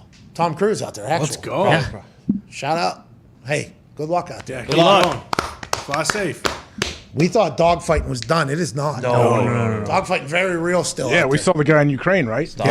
Ghost. Moment of silence, by the way. Turn the music off. For Love Oh, you. he's gone? What happened to him? Love you, Ghost. He's died. He got shot down. He died. Yeah, he was real. Yeah, he actually was. Excuse me? They put out a picture. A guy had a family, AJ. There was also a report that I I'm didn't sure see AJ saw that there is a chance Don't. the fable of the ghost of Kiev. Yeah, 3 months ago. What are you was doing? Fairy tale. You guys are all It's from a fucking video enough. I still believe. I'm just saying No. there was a report that maybe you said. Gave us all hope and promised the ghost of Keith as he was flying around. Murdering everybody. The Watcher. The And we Protector. thought that was a profession that you can never go undefeated in. No. Well, you're right. He was proving us wrong for a while. Yep. We were right at the end. Sadly. Thank you. Ghost. Thank you for your service, Ghost. Rest in He peace, took him down. I Ghost. didn't see him go down. Well, I don't know if they have everything on camera because he is a ghost. Yeah. It's tough to see. We're Can't back catch in him. 4. They shot that guy with an anti-aircraft cannon. That thing disintegrated in the sky. No one saw that thing coming down. T's and P's. Until he let out his flares. Fighter jets, unfortunately. I heard he don't have those. ejected. Probably did. He's like that bank robber guy that hopped on that plane. and robbed that- DB Cooper. And the money he took. Good Where Kid is that Rock money? Nick, how good did you feel, Nick? I watched Nick deliver that entire line from setup all the way through. You guys, The you shoulder. guys act like Kid Rock is canceled. He is not. That dude is still out there. Oh, we You know. can't He's got a show in cancel. Columbus. I think. Yeah. Just Can't went. cancel Already Kid. did. Already had it. I had a couple buds that went. Yeah. Oh, a couple buds. We Yeah, know. you Backstage too. passes. All right, we're back in 4. We'll answer some phone calls, talk about all. We'll do the news when we come back. Who does the news? Don't we have somebody that does the news with a big booming voice? No, we're going to do the news.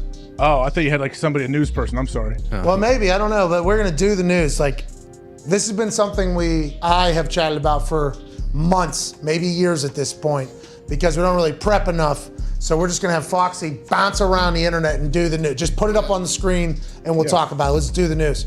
First time we did was last Friday. We did one news. Yeah. And then show ended. Yep. So it's a quick segment. We're going to do the news on the other side.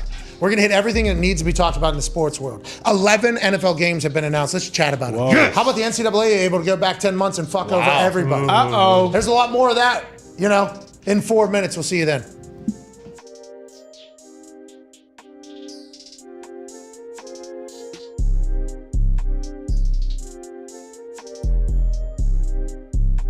Why is football the greatest sport on earth? And do you think football is the greatest sport on earth? And why do you like football?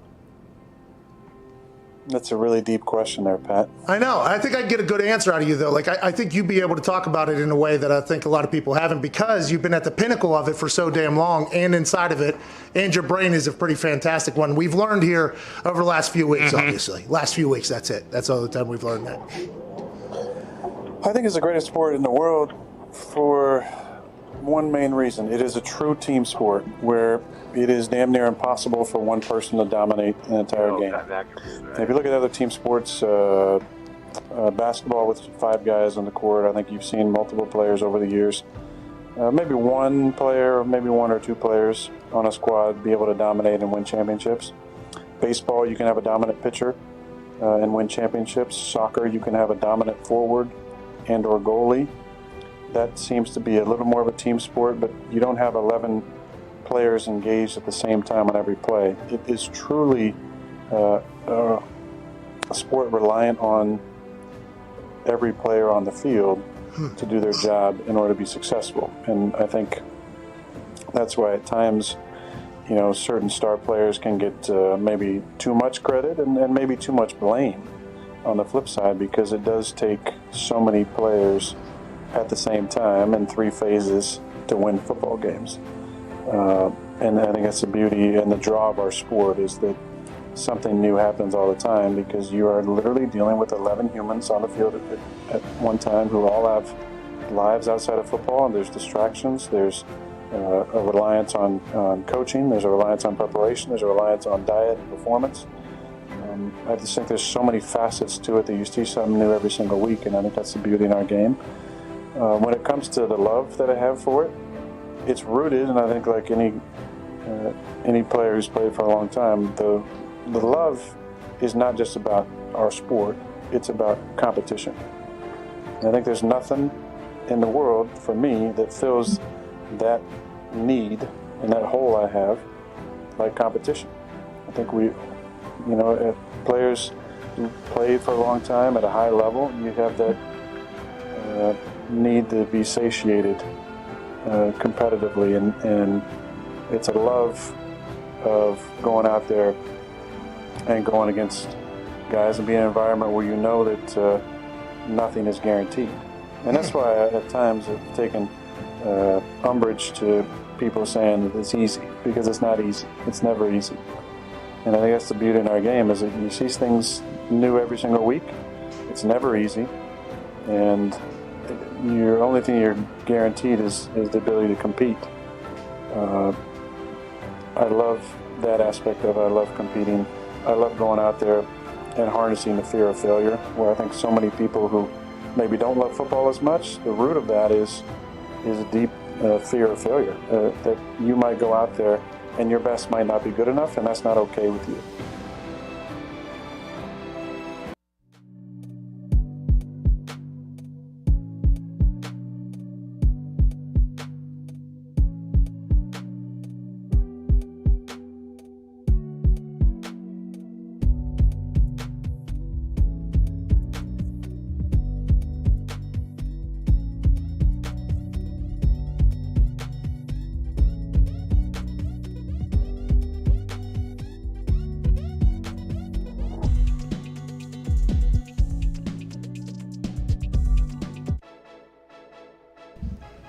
Welcome back. Congrats to all the winners there. Can't wait for you all to get your money. It'll not come fast enough. You'll probably bitch about winning it. Then you'll get your money and say sorry and thank you. We've been there, done that, and we will continue to do such a thing, but congrats to everybody. Yeah. Let's go. AJ Hawk to my left, you're right. AJ, how you doing, pal?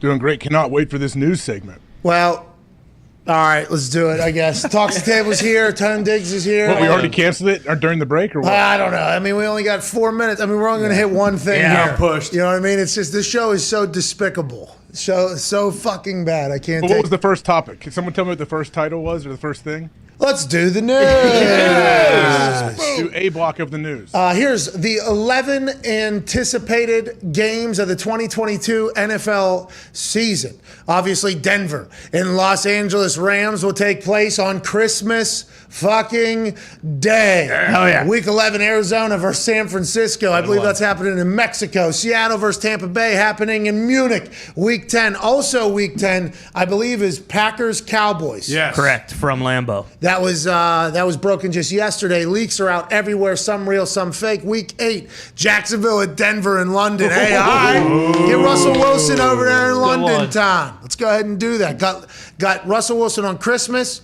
Got Russell Wilson at 9 a.m. in London.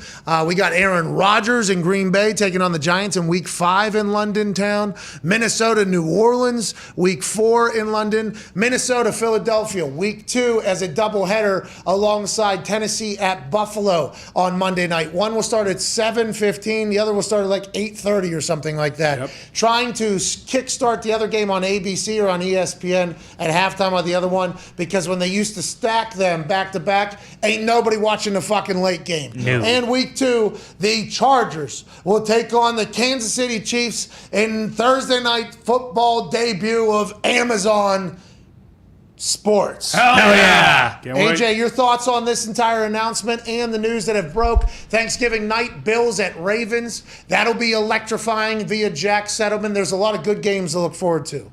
Well, credit to the NFL for whatever they have done through marketing and all the great players that have come through, that they can make the schedule release a week-long situation, and it's something that we care about and we talk about. Like that right there is the biggest story of the day, I think. I think the bigger story is they act like leaks are a problem, and they're clearly leaking the schedules to everybody. Yeah. Yes. It's awesome. Hey, nobody leakies. Nobody leakies. Hey, here's the schedule. Don't fucking tell anybody. All right, he's actually not going to tell anybody. Yeah, here's the fucking schedules. Don't tell anybody. All right, they're fucking running it. That's the person we need to go to. Have you heard about this dude that cracked into the NFL's database and got 7 of the NFL's rookie contracts, basically hacking in the back end of it and then releasing them on Reddit? And then he said he's not going to do it anymore because it got kind of boring because all the contracts were the same. It was too easy to do. I've notified the NFL and the NFLPA. They need to tighten their shit up. That's what happened, right, Nick? Precisely. Yeah, that was unbelievable. They need to hire this kid now to be the head of their cybersecurity, honestly. And maybe their schedule security as well, because these leaks are fucking everywhere. Can't have it. Can't have it. Oh, I mean, what are we doing? I mean, we get to look forward to Christmas Day. Cool. Yeah.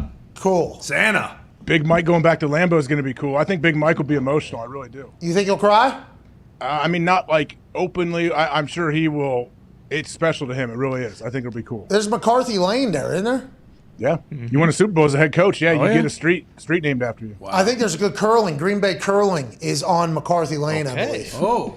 Yeah, I was going to stop by, see the little club curling situation deal they had going on. Got a hot spot on They had there. no open fucking lanes. What? Oh, really? Yeah, I just want to try. I'm like, how often are you in a city that has this readily available? You go, it was like bowling almost, like renting a lane or whatever. No vacancy. You get a chance to throw the rocks. You throw the rocks, my friend. Bingo. Because America's the best in the world at it, too. We won a gold. So I'm like, this might be in my blood. I don't even know it. You know Is what I that mean? the Scotties tournament? What's that? Is that the Scotties or the Hearts? Well, see, that's a great question. I believe it's Scotties. Scotties is a good tournament. It's a good tournament. Yeah, it is. What did that mean? I don't know. No clue. What is he talking What was about? the right answer there? Was I'm Scotties talking the about right the answer? Olympics. Sounds like even heard Scotty's that. a good tournament. Is Scotties a good tournament or the Hart? Very good tournament. Hart not a good tournament? Not as good as the Scotties. Scotties is. The premier curling tournament? Hell yeah. I don't think it's a tournament. It was just open ice. I feel like the I think. Olympics Well, was the premier Yeah, tournament. we won the Olympic gold medal. I think that's a little bit bigger deal than the fucking Scotties. Yeah, his name was Curling Matty Hamilton. They might have that same team for the next 25, 40 years. Probably. Because curling is a sport you can do late into the 70s, I believe. You're I touching. mean, you don't age out, right? Unless you get Parkinson's and you're shaky, you can do it forever. Yeah, and you're shaky in the sweep ski. Yeah, then they give you the sweeper. Yeah. And they just say, hey, No, I think you graduate out of the sweeper, I think. Oh, into the... Yeah, I think you become a tosser because when you're sweeping, that's a lot of physical activity. Remember, because you got one leg that's fucking like a skateboard. Yeah. One thing's a slidey thing, and the other one is a sweepy thing. I thought the sweepy thing would still work. Because of... Hey, when they start curling that thing in... Oh, nothing better. Yeah. Magic. Do that again? Little human Zambones. Yeah. Yep. Or you think right in the front. Right in front. What's that? You're good at sound effects. I didn't know.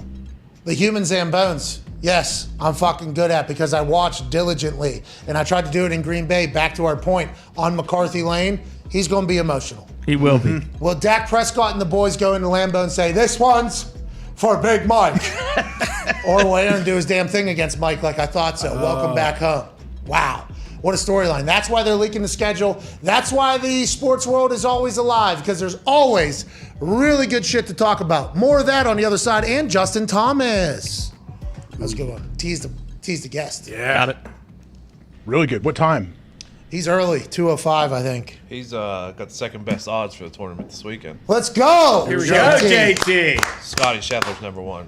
Well, Scotty Scheffler's number 1 in the world, too, right? JT went to Alabama, right? He's a big football fan. Yeah. Roll Tide. Roll Tide. He's got old Bones on the bag, too, as his caddy, Phil's old guy. Oh, I didn't know that. Yeah. Bonesy? Yeah. Well, That's the Phil research. doesn't need one right now. Well, yeah, they have said, nah, you're not allowed to go play. Go ahead. Dare you. Do it. He is. Phil is. Isn't Phil taking off for the other tour? Well. Let's get to a break. We'll be back on the other side. Well, that's Justin Thomas about his thoughts on the PGA Tour as a whole. Yeah. Heard Sergio Garcia say some stuff on the course the other day.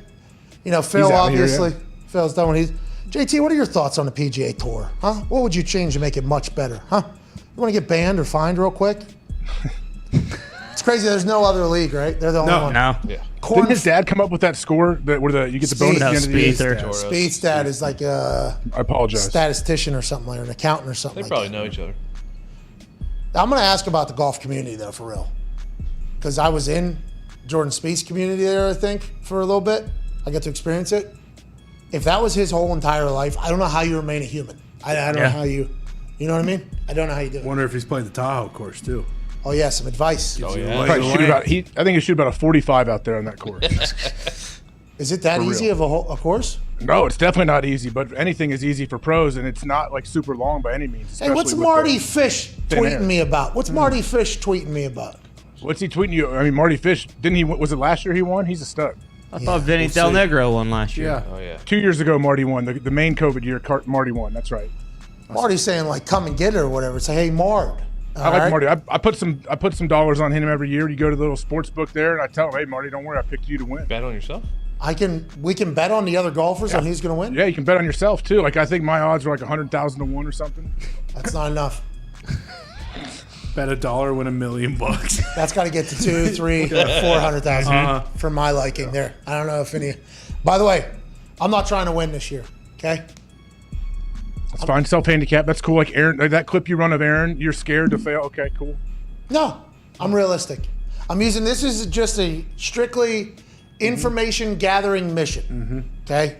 How can I play on this course? Pretty good. If I tighten this up a little bit. How about with the amount of beer bongs and stuff that are around? Am I able to stay? Absolutely. Focused in there? They turn into a statement weekend. Who knows? Might. Who knows? Because next year, then, as I'm more prepared for the entire, training to get into this proper state of mind that I'm maybe for the back nine every single day all of a sudden. Then it's a little bit different. I'm just trying to learn. That's why you and me, whoever has more points at the end of the thing, wins. Loser has to pay 25, 30 grand. Oh, is that what we're doing now? What's that? I just thought. That's what 25, 30K on our final score? Talked about this Monday. Yeah, I thought this was.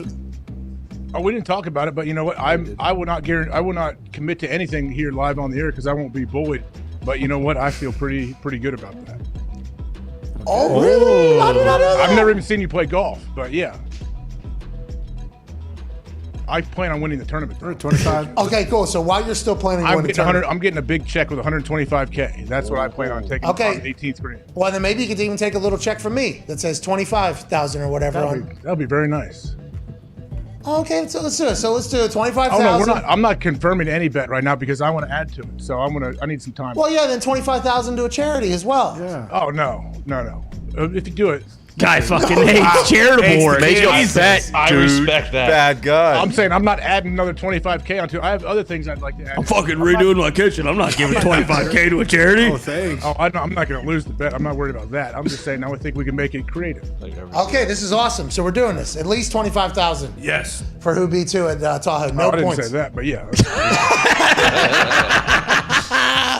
We're back in about 2 minutes. I got to go piss. Hour 3 is going to be great. Justin Thomas is going to be here. Can't wait to chat with him about the tournament this weekend, that he is second favorite to win, and all other things golf. And then the 5-hour energy to wrap this thing up in T4 as well. A lot to happen here in the final 56 minutes of this show. We'll be back in 2.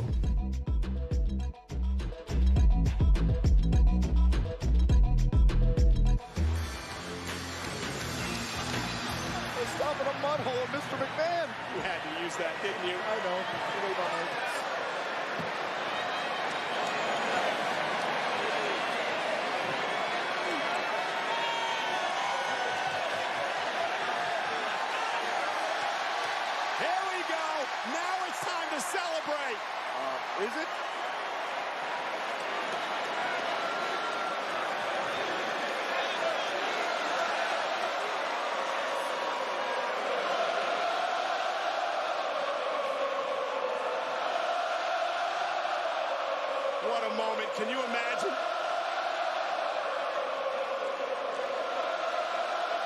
McAfee for his boys. For the brand. Now the celebration is on. Brad McAfee and Stone Cold Steve Austin. McAfee's wanted to drink beer with Stone Cold.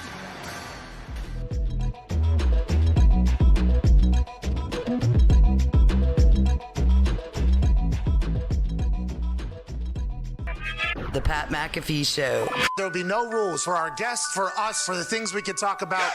Speaking his mind. I've never had a problem expressing my opinions or my thoughts or anything like that. While being relatable. I haven't had that manufactured fake-ass celebrity that a lot of people have whenever they go on those big networks. I've had a chance to really build my crew, build my following, build my audience. And ridiculous. What am I supposed to do? So I'm supposed to look at something that I can definitely afford and say, nah. Is that what I'm supposed to do? The Pat McAfee Show starts in 3, 2, 1. Welcome back to the show. It is Wednesday, May 11th, 2022, hour 3. We're about to talk. The golf begins now. Yeah! Can't thank you enough for joining us. Connor, how many days till NFL football? 119. Let's go, dude. 119 days until we're all the way back into the greatest league of all time. Yeah. 119 days until our weeks are filled with what ifs and what is this weekend going to hold for us? What is the bet? What is not the bet? What is my team going to do and why did we just lose to Clown Town? 119 days to all of those feelings, and we can't wait for it. Until then, there are sports happening that we are quickly falling in love with. Oh, yeah. Obviously, I'm from hockey town, so I've been a fan of hockey forever. Their playoffs have been fantastic. Unbelievable. The Bruins are about to be out. The Rangers are about to be out. It's about to get better and better. I can't imagine how good it would be as soon as Texas hockey gets eliminated as well. It'll only be the Pens left. But anyways, NBA is happening, and a constant on the weekend. Such a good watch whenever there isn't anything else on. And even if there is something else on, it's great to flip back and forth and watch these wizards of the stick. Golf is something that captivates a large portion of society every single weekend. Still got time. I don't know if I had enough. Wait, was he ever there? No, that's why I was doing it. I mean, did you hear? I didn't know how much more I had in the tank. Zito said, we are not close. Joining us now, a man that is a part of a crew and a tour that keeps us all entertained every single weekend. We might fall asleep in the middle of it, but when we wake back up, we are so excited to witness the spectacular that is the way these dudes hit golf shots. Ladies and gentlemen, a man who has 14 career tour wins, a major in there. This weekend, he's the second favorite to win the AT&T Byron Nelson Tournament. Alabama guy. Roll Tide! Justin Thomas. Yeah! JT! What's up, man? How we doing? Hey, thanks for joining us. This is huge for our program. You know, you're a big-time golfer joining our show. This is big for our program. We appreciate the hell out of you. Hey, it's big for my resume. I've been listening and, a big fan of you and all your tackles. So, this is pretty cool for me to be in a show. That's what I'm talking about. Hey, that's what I'm talking about. Good way to start this whole thing off. Feels like we're going to be best friends. Let's dive in. How are you hitting the ball? How's the ball rolling? Feel like this weekend you're the second favorite behind old Scooty Scheffler or whatever is number one in the world. Your second best odds going into the weekend. How do you feel? You must be striping it. Yeah, I had 3 weeks off, which is pretty rare for us. So it was nice to have a little time off and get away from the game, but then got back practicing pretty good and really just trying to get dialed in and peaking for the major next week. But I'm excited for this week. 3 weeks off, is that an eternity for you, or have you been golfing your entire life here? Like ever since you were a kid, everybody knew you were going to be a golfer? Well, I kind of sucked at everything else, and I like sports, so it was pretty much my only choice was golf. So, I mean, I always loved it. I grew up around it. It's been my thing forever. Who do you like to play with sometimes, like on your practice rounds or when you get to the course early? I know you guys are there all week. It's not just what we see on TV. Do you have a core group of guys you play with? Yeah, I mean, I play with Jordan and Ricky quite a bit. It really is kind of matching schedules. I mean, everybody kind of goes about it differently in terms of how they want to prepare, what nine they're going to play and whatnot. But, I mean, we like to get some money games here and there and poke fun at each other. It makes the preparation process a little more fun. What's the mentality when you're in the tournament? Is it similar to trying to keep it as light as possible, or are you super dialed in, super focused, and have you bounced back and forth throughout your years of golf? I'd say I've bounced back and forth. I think a lot of it, as crazy as it is, depends on who you're playing with. I think, when, at least for me, I'm probably better off when I'm just me and my caddy Bones, and we're kind of in our own little world. I mean, we'll talk between shots, but the more focused I am, the better. I'm not really someone that's better off being laid back and relaxed and yucking it up with the guys, the fans, whatever. I'm out there to do a job, and being focused is my best chance of doing it well. What's the work week look like? It sounds like you just got out of a bye, how we would describe a bye there, with a couple weeks off for the body. Mega bye. Did the body heal, and what is the work week like? Are you like putting in the morning? Do you have a full routine every single day, and do you stick by it the entire PGA season? Yeah, I'm pretty routine oriented. On Wednesdays we have Pro-Am, so I had a 6:50 Pro-Am this morning, so a little 4:45 wake up. Woo! Hey, you're a good guy. You're a good guy. You're a good guy. So, it's never fun setting an alarm in the fours, but I go to bed early, so went out and played my 9-hole Pro-Am, got my practice done, and I'm back and settled the rest of the afternoon. What's practice look like, though? I'm preparing for my first big tournament here, JT. I'm in Tahoe, in July. Ooh. Yeah, hey, nice.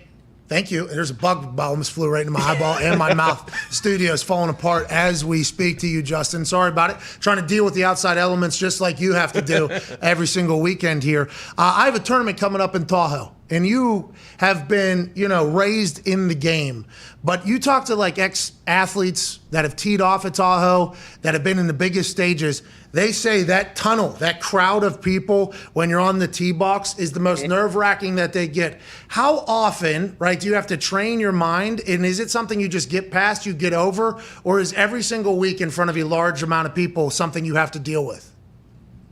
It's definitely something you have to deal with, but it's really...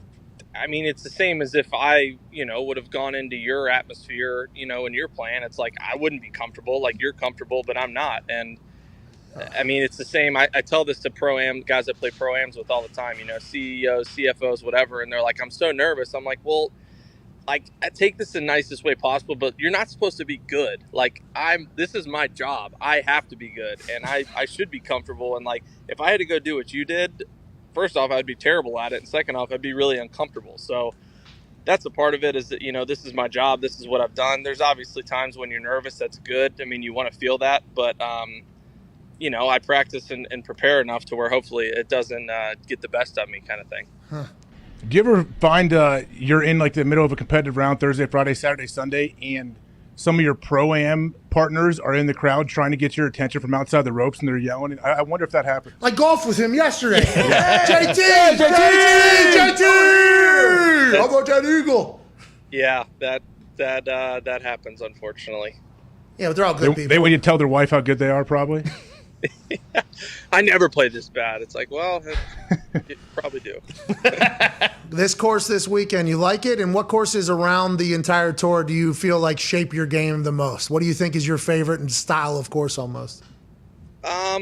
Yeah, I mean, I like the track this week. I think it's pretty in front of you. I mean, it's relatively open fairways and tee to green. It's right there. But I mean, the most important thing for this week is trying to get me ready and prepared for the PGA next week. I mean, that's why I'm playing. And I mean, I like courses where you have to shot shape it, where you have to. It's not necessarily just step up on the tee and bomb a drive, and it's just right there. You have to think a little bit. You maybe have some wind, some firmness, where you have to shape it into greens, into fairways, and I feel like that brings out the best of my game. I feel like I learned a lot about you through the match and your coverage. You're mic'd up. You're great, bud. Hey, you were great at it. You were good. You did great. Because a lot of you golfers stink at interviews. You know what I mean? Like after the round, it's like hockey almost. It's just like the most cliche stuff. Yeah, I thought I was hitting the ball well today. I didn't know what was going to happen. I found the green or whatever. I made my putts, that whole thing. Like, it's always very cliche. Then you on the mic for the match was awesome.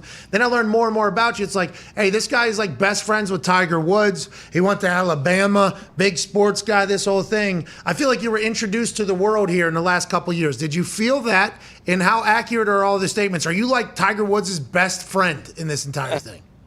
I guess I can't probably speak on behalf of if I'm somebody's best friend. We've been very fortunate I've been very fortunate to, develop a great relationship and friendship with them. It's definitely something I never thought would happen, but I don't know, man. I just feel like in interviews and anything, like I don't want to be anybody other than myself. You definitely see guys that act like robots, that feel like they say the PC answer. And like, yeah, I understand there's times where you can't say everything that's on your mind, but there's no reason for me to sit here and say something that someone's feeding me just because it's what they want me to say.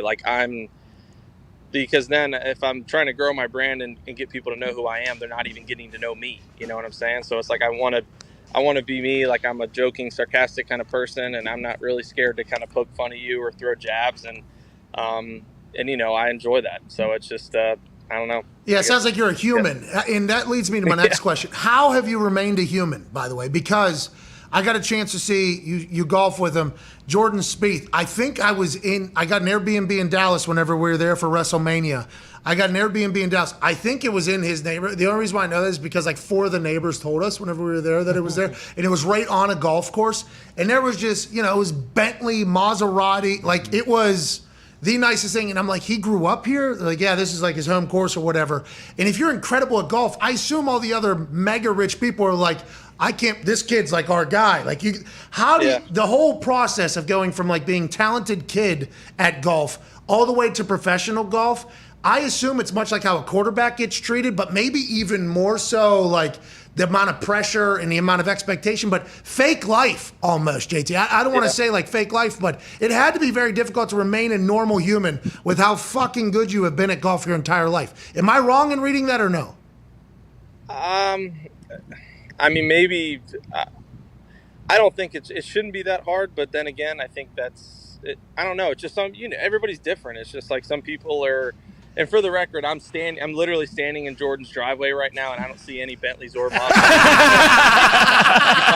You might have been mistold in that, but yeah, it's just one of those things, man. I feel like everybody's different, and it's just like I just want to win golf tournaments. That's all I want to do. I want to win golf tournaments. I want to be the best golfer to ever walk the face of the earth, and I'm working as hard as I can to do that. And I mean, that's why I tell everybody that kind of say, if I get asked for a picture or an autograph, they're like, oh, that must suck. And I'm like, well, it beats the alternative. Like, if I wasn't playing well, no one would care who I am or know who I am. So it's like, I'm pretty sure I would take it this way versus the other way. So I don't know. It definitely can get hard time to time or from time to time, just in the stuff that you're expected of or expectations, not only from yourself, but other people. But, like I said, it beats the alternative. It's just a part of it, I think. You guys all got to be kind of entrepreneurial too, right? Because you're your own entities. You just talked about it there a little bit with your brand and everything like that. Do you think golf is growing as a whole? I watch it a lot more than I did back in the day. I don't know if that's how everybody is, but it feels like golf is growing, right? You feel the same way?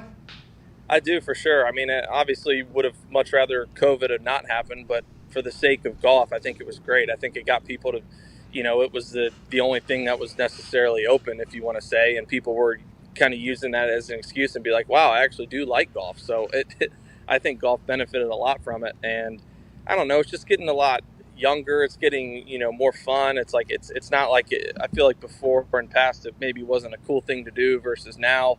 I'm still not saying it's cool, for the record. I'm just saying it's cooler. No, it is. Golf is very cool. I wish I had more time to do it. But it's, I don't know. It's just one of those things. It's getting there, and I think we're on a great wave right now. So I mean, just keep riding it out and hope that we can spread it and just get it as positive and keep going as much as we can. Is there anything more the PGA can do to make it, I guess, like more appealing to younger people at times? I feel like with just a dress code and you guys with the pants and everything. Yeah. Sometimes I'm like, oh, this guy, there's a nice 42-year-old man playing golf, and he's 25 years old. I just feel like with what you have to wear, it makes you look older. It just makes it look like an old stooge sport a little bit more, even though I watch a ton. But do you think, I know you get shorts in the practice rounds. Do you think that'll ever cross over into the competitive rounds? Do you want was that a shot at Scotty just because he looks like he's old? Scotty, No. No, not Scotty. Scotty who? Other people, though. No. It's the whole sport. Yeah. Oh gosh, right. Oh, the dogs are running. No, it is Bentley. what it is. Like it's. What's the name of the dog? I think there's you can't just make all these adjustments at once, but I think it's going to keep getting better, and I think there's definitely things that need to be. I don't want to say changed completely, but just get just inch closer and closer and get a little bit better. But yeah, I mean, as long as it keeps going in the right direction, you know what I'm saying? It can't be something where you feel like you got to completely force it and completely change it, because like you said, I mean, golf is growing, so we're doing something right. So we don't want to, like the old saying, if it ain't broke, don't fix it. Hopefully that's the case for this. Got to continue to evolve a little bit, I think, as technology changes and everything like that. It's very fascinating to me because the atmosphere at golf tournaments is vastly more mature than I think anywhere else. Now, Phoenix, obviously a different thing. When you go out to Phoenix, is it just like what you're expecting at a golf course? Because I think you've mixed it up with a fan and even kicked a fan out. Is it they cross the line? What do you expect from fans? And do you appreciate when it's maybe a little bit more rowdy, or do you appreciate, the more sophisticated? Great shot there. Great shot. It's a great shot there. Yeah. It's for the record, I haven't kicked anybody out at Phoenix. I've kicked someone out elsewhere, but okay, hey, noted. By the way, I know better than to do that at Phoenix. That's a bad combination.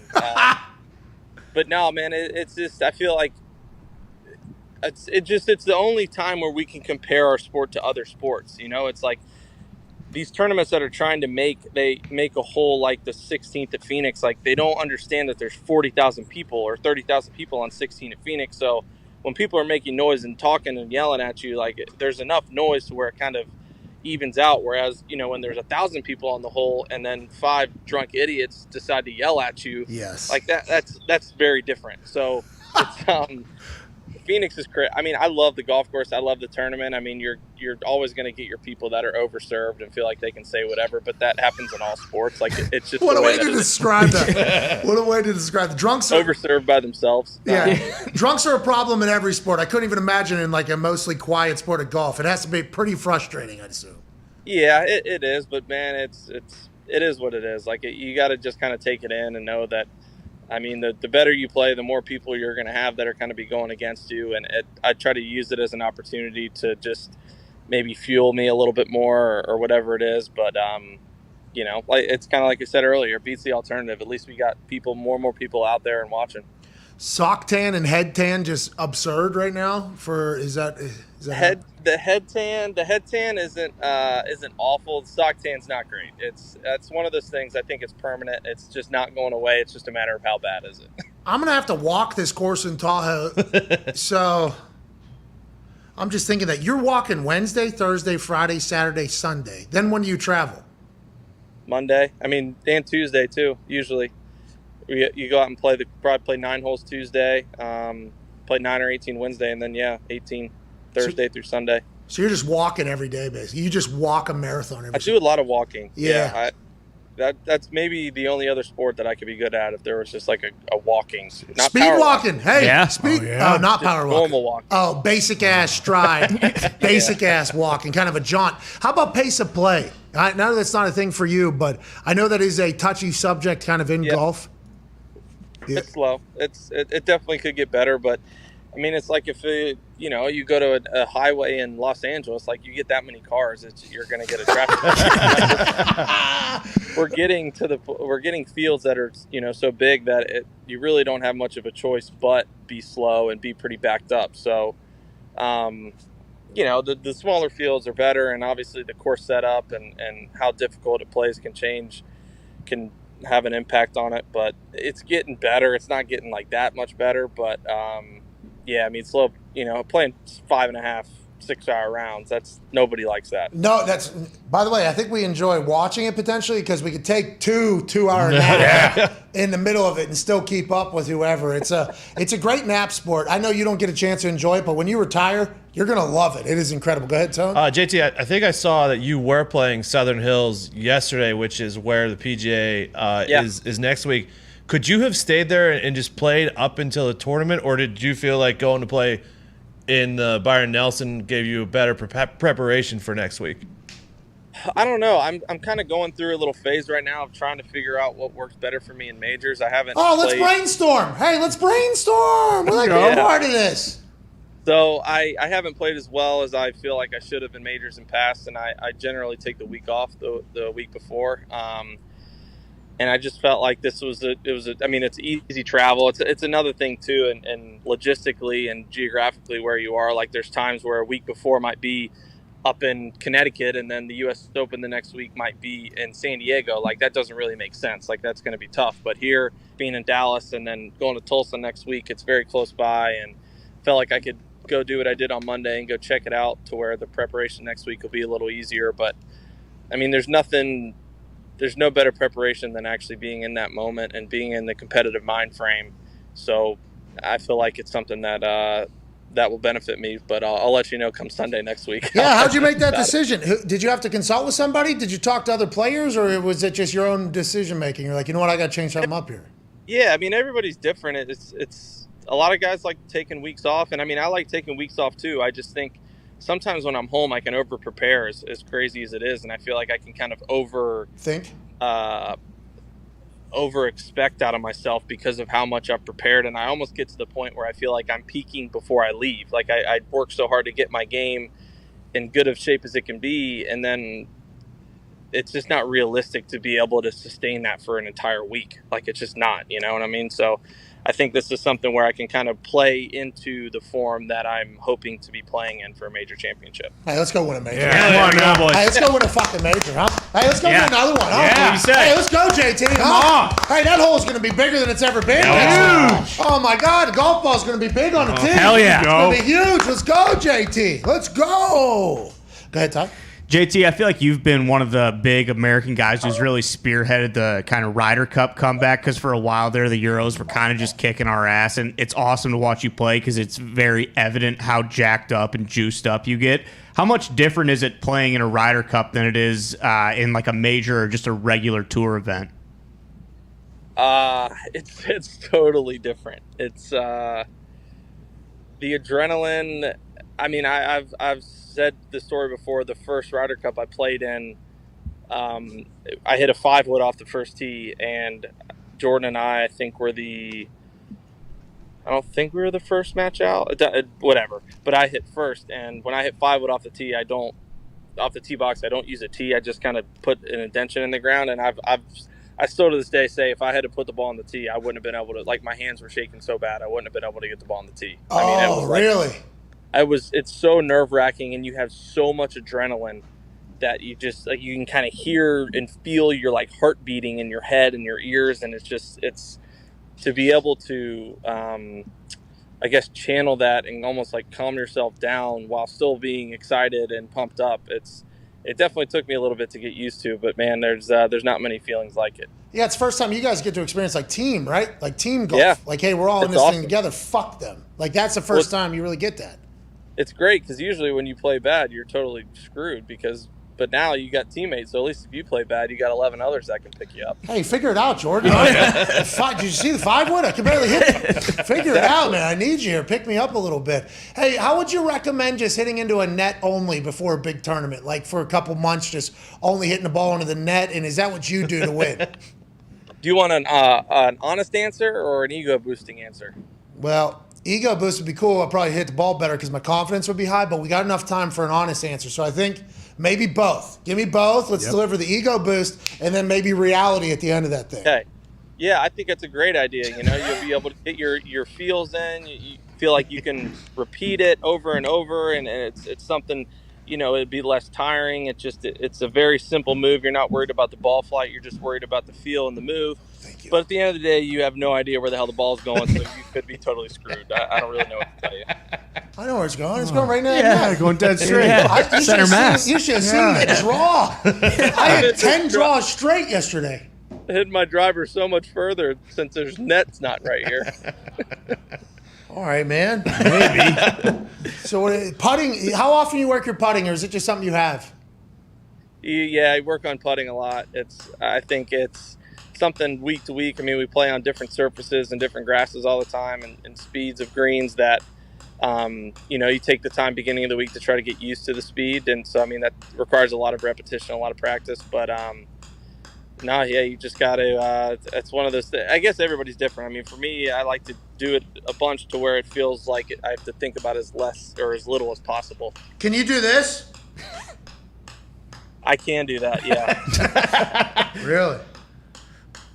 You and me both. What's that mean? What does that mean? You tell me, man. That net's working. Yeah, it is. See how good that net's working. I need to get out there on the grass. Last question for you here, and I can't thank you enough. Connor, go ahead, pal. Yeah, JT, how do you feel about the move the needle bonus? Is that something you think that's helped grow the game, or do you think that people run into the whole acting like how they think they should be or how people would like? It's a good question. I think the premise of it is good. It's hard. I can't win in this situation because I was in the top 10, so clearly everyone's going to think, yeah, obviously you think it's a good idea. But at the end of the day, I mean, you look at it in any sport, you can cut the number to wherever you want, but there's people that generate revenue versus others. The only difference is those people, the top 5 revenue generators in the NBA, they get top 5 NBA contracts. We don't have contracts. We have to go out and earn our money each week. And if we don't play well, we don't get that. So this is an opportunity basically as close as the PGA Tour can get to something like that. So they use a system with 5 different categories to basically say, these are the 10 people that have the biggest, most positive impact on the PGA Tour, and this is how they get rewarded. So it's a complex system, and I think it was well thought out. I mean, I'm sure like anything, it's going to take some years of perfecting, but I got 3.5 million reasons to like it. No, you earned it, pal. You earned those. Don't act like that was a handout. You earned that thing. And I don't want to get you in trouble. I don't want anybody to ever get in trouble on this show. This show is about good vibes. But I did not know that the PGA doesn't have to pay anybody other than the winners. There's no contracts or anything like that. So all your money, all your guaranteed money is just from your sponsors and everything like that. And then you just have to hope that you make it, right? The guaranteed money is sponsors. And I mean, other than that, I mean, we're paying our food, we're paying our lodging, we're paying our travel, paying our caddy, everything like that. It's just the other income we have is just based on how well we play that week. So you make a cut. Does that pay, is there a certain payment schedule forever? Because I'm trying to figure out the business side of it because it has become a focal point of the conversation with PGA right now. So if you make a cut and then that obviously duplicates your money. If you don't make the cut, you make no money that week? Yeah, 0. Man, there's some... You lose money because you have a lot of expenses to go to a tournament, right? Yes. It's like Tin Cup, dude, when he's driving an RV around. What do you? Let's say you get 50th place in a normal run, just a normal tournament. How much does that usually pay? Probably 30 grand, something like that. Yeah, it's 25 for this tournament. 50. 25. you don't have a good NetJets deal, that thing, you're spending that and flying there and back. Well, Or not just there. NetJets. There's a lot of other plane companies that I would like to put over as well, not just NetJets, although NetJets does have good planes, okay? There's many others out there that have good ones as Wheels well. up. Well, good. Well, I'm not saying I've not had that experience, but people have said they do have good planes as well. I don't want to dive into that. But anyways, JT, thank you so much for your time, man. I appreciate it. What do you think the chances are? I'm 35. You wished me happy birthday the other day. Thank you for that. I just turned 35. The Champions Tour. Are you guys all going to go play in that? Or are you just going to retire whenever you get older? Because I got a $20 million thing with that guy over there that I can make top 50 in a Champions Tour event someday. But if you all are just going to do that after the PGA, that kind of fucks me a little bit. So you guys not going to do the Champions Tour, right? That's not something everybody does?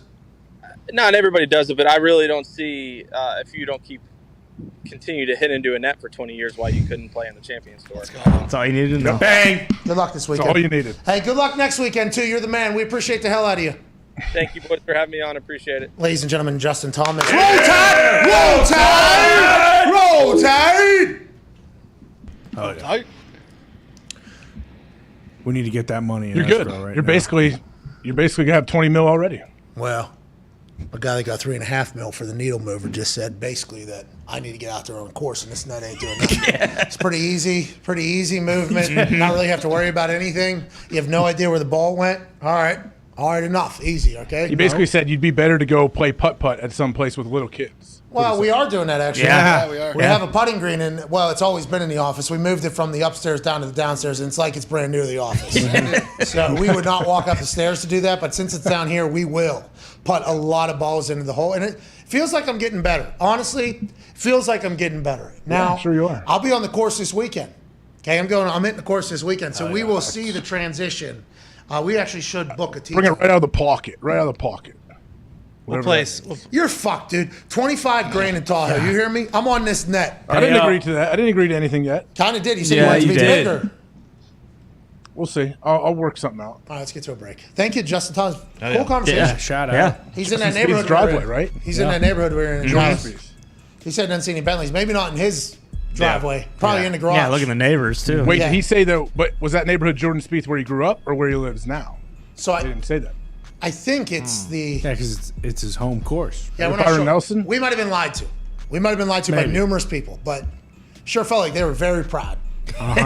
Very proud of it all. He was playing that tournament when he was like 16 in high school. That's what, bro, you're 10 years old around all these fucking billionaires and you're great at golf. They're going to be, look at this. You're like, hey, come here, Justin, we come here for a second? Just come. So, hey, look at this. This is Justin Thomas, Jordan Spieth, whoever this is. He's going to be PGA champion someday. Look at this kid drive. Another fucking billionaire over here, another business owner. It's like their entire life, the people that everybody hopes to meet one day want to showcase him, like their entire, because everybody golfs at that level. So it's like they are the prized possession of all these courses. I don't know how you remain a human. I have no idea how you do. Honestly, they've been having to get money under the table from people for their whole life. The birthday, imagine the birthdays from the course. I mean, it is insane to think about their lives. Seen this boy swing? We got a fucking guy at our course. I'll fucking bring him out here next time. You should see this boy swing. Fucking 8 years old. 220. Fucking right on. Let this boy swing. Never missed a putt. Let alone the fucking member guests that are happening at all these courses. It's a big deal. People really, people live for those things. Oh, yeah. Yes, and these people all have money. The people have that you ever do played that. in one? They are huge. Yeah, I was invited to play in one. I'll never do it again. Way too serious. Way too serious. It's like 3 days long, isn't it? But no, normally it's just guys just get blacked out drunk and do drugs all weekend. Well, that was not the one that I went to. Oh, yeah. I might have had a different story if that was mine. It sounds like you did that. Let's talk about I've never been in one. There's one around me that like my buddies invite me to. Guess what? I'm usually it starts on either Wednesday or Thursday. I would miss a couple days of the show anyway. Well, to go get blacked out drunk and do drugs at a golf course sounds like you know all about it. Is that how they pitch Absolutely, it to you? I know about it. I know the people that bring the IVs in the Saturday morning for them all in the clubhouse. This guy out in a lot of people. Jeez. What do you mean? It's a company. It's a company that does the IVs. Who wouldn't? You want to get hungover and go get an IV before you play? Carpenters, plumbing, and heating. Are we doing this? CJ? Yes. Is this we need to get CJ? Bobby that contract. Hey, we should get that set up for Tahoe. The IVs? Yeah. Call ahead. That altitude can get you drunk quicker. I'm not drinking. Are you kidding me? Well, you're gonna have to have a couple ice cold ones. Why? No, I'm going to be dehydrated from all the golfing. That's why you gotta drink a couple fucking ice cold Bud Lights. Mix it in Bud Can I get a couple cold beers, please? If you fucking pipe one down the fairway, you look over, you see an ice cold Amstel Light right there. You're gonna want. All right, Amstel, get rid of that. Give me the Bud Light. Hey, you're there to win. Yeah, I'm there. I'm focused. Don't let these assholes try. But you're not there to win. You just said you're not there to win. What? Not this year. You did say that 20 minutes ago. This year. It's an intel gathering mission. Yeah. Okay. Or are we there to win? What do we do? Well, it could turn What if I into get hot? could turn into a statement weekend. What if I get hot? This is so stupid. You got 25,000 on the line, pal. Don't worry about it. I do not. Yeah, you do. You see that? And then bang, boom, pow, bang, whip. I mean, you could. That's the golf is. That's the thing about golf. Like, you could shoot 65 today, and then you go in a competitive round and shoot 98 when it all matters. That's my problem. I don't think I played back-to-back days in a long time. This is back-to-back-to-back. Yeah, I've never done. Yeah, the thing about it out there is like you do have, because you want to do well and there's people there. There's definitely like adrenaline. I think. I'm worried about the walk. I got to walk a course this weekend. Yeah, it's tough. Walking is not. Yeah, It's up gonna and be hot down this hills. weekend. Yeah. Which is good. Maybe next weekend. Yeah, It is going to be hot. Well, but that could be good practice. Chilly in Tahoe. Well, I'm they're doing it this mountains. week. We're By the way, taking we a don't- car. Yeah, what? We're taking a car. You got to get in as many shots as possible because this may be the only round until Tahoe. True. Sounds like you need another companion in the cart this weekend, pal. Gumpy, I'll need you out there. Mark me down. Thank you, Gump. Gump's working on his putt game out here. He has. Gump, Why doesn't Goop play? He's just drinking a Bud Light. They actually didn't have rentals at the last course. Steve's I course. did not have clubs here. Steve's course did not have rentals. Maybe this weekend. You borrow mine. There's 4 sets in this office. Yeah. Lefty, righty, 2 righties. Great clubs. Shout out to Callaway, by the way. Shout out. Thank you. Thank you, Callaway. I'm a Callaway golfer. No big deal. Oh, the TaylorMade driver. That's the one you threw away that Aaron sent. No, what? It's right there. Right there. Right there. Klon. You talking about the fucking carbon wood? Yeah, that's what I'm going to be using out in Tahoe. Yeah, me too. See, I fucking. But you just said you were a Callaway golfer. Well, for the Callaway irons, And putter. and I'm TaylorMade putter, I think. TaylorMade putter, yep. Okay. Whatever puts the ball in the fucking hole, I am. You hear me? Bingo. I'm with you. I agree. I gotta wear pants for this thing? Yeah, Friday, Saturday, Sunday. Get the fuck out of here! I don't know I'm about not. Is that real? Absolutely real. Yeah, it's Oh weird, my but God. you got to get some stretchy pants. Get That's some stretchy. a joke. Just wear joggers. Yeah, that's what I was going to say. Joggers are a problem with the size of my calves. They always become like, spanks at the bottom. Maybe wear those zipper shorts. So you start off and they're zipped up and then you can unzip them. No, you're not allowed to. Not allowed. I'll get banned. Well, then You're banned. keep them zipper just a little. On Also, the you back. don't want to look like a jackass, so. Well, Yeah, I would not take fashion. golf's going to be so good, it won't matter what you look like. So I didn't know I had to wear pants. That is a new piece of information here that I'm learning. We've told you on the air about it. Well, obviously I chose not to remember that. But now I'm gonna have to find some pants. I gotta golf in pants this weekend. It's 89 Oh, no. degrees this weekend. That is Don't so stupid. do not golf in pants this weekend. It's 89 today, so you can get a good read on it at least. Luckily, golf pants are pretty comfy. Yeah. No pants are comfortable for me. They're hot. No pants. All pants are uncomfortable. Why don't you golf in jeans? Yeah, maybe just wear jeans. Can I wear You jeans? definitely should wear jeans. Don't wear jeans. Stone, like acid wash. Don't wear boot, jeans. boot cut. If you show up at a fucking golf course and you're playing behind guys who are wearing jeans on the first tee box, you might as well just turn around and go home. Put the cowboy boots. Not if they're in a league and they're coming straight from their job. True. All right, we're back in 4. We're answering some phone calls. AJ just took a piss under his desk. We'll see you in 4 minutes. It's the Pat McAfee Show. Did I?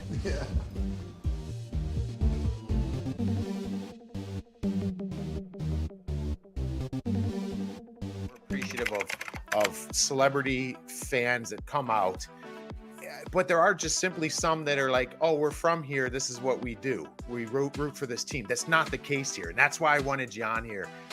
Nobody wants to play the Blues in the playoffs. We're a heavy team, we're mean, and we're relentless, and that they don't play hockey like that anymore, especially the high flying teams. Then all of a sudden the playoffs happen, and you guys see it. The heavy teams, all of a sudden, nobody wants to play them. Nobody likes playing the Sharks a couple years ago. Nobody liked playing, the Blackhawks back in the old days. And it's just, it's a different beast, and we're built for it. You know what? Hammer, I love the way you do this. You talk. He knows his shit, guys. I told you this. Like, And then like the 80s happened, and Hully happened, and Shanahan happened, and Scott. We had so many great players come through our organization that, and lost them in the weirdest, most Byzantine, awful ways of stupid trades and bad arbitration, and and then we lose Shanahan, we get Pronger, and everybody hates Pronger, and then Pronger becomes an all-star, and then we of course we don't win with him, but he wins that Anaheim or wherever he won, and you're just like, we can't. We're snake bit. And then something like 2019 happens, and it's all worth it. So I just been around long enough. Like, that's really it. Through Steiner, I was inducted into the Blues alumni, kind of unofficially / officially. They gave me one of these bad boys. Oh, so look at that! Got you one of these. I feel pretty strong about that. Hey, can we see that one more time? That thing was beautiful.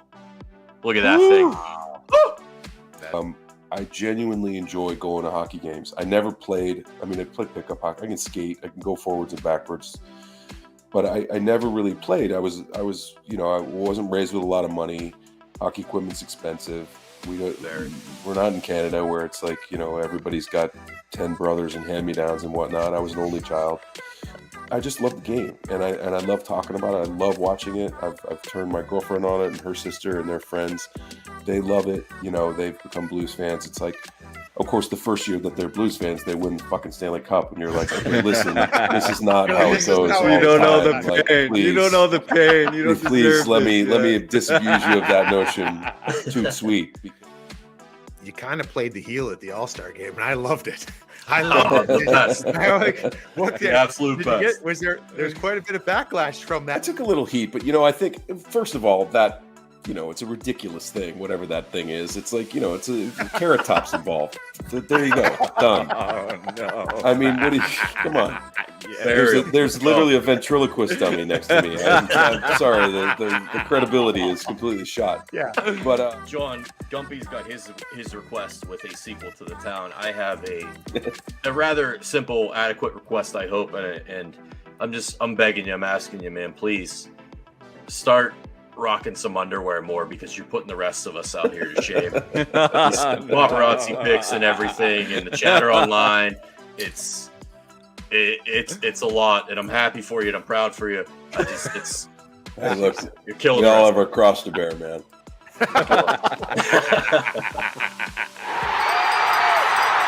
Not sticky at all, these gloves. Yeah! Did you see that? That's what I thought.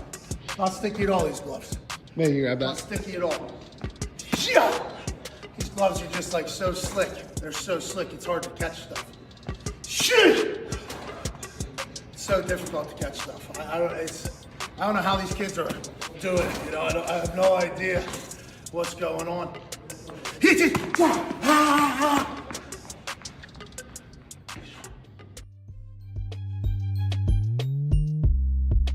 As you get older, testosterone production begins to naturally decrease in the body. For most men, it begins around the age of 30, and testosterone production declines by roughly 1% per year. That's not good. No. Wow. That's why friends at Roman have a new supplement designed to support testosterone production. Getting started is easy. Just visit GetRoman.com/Pat.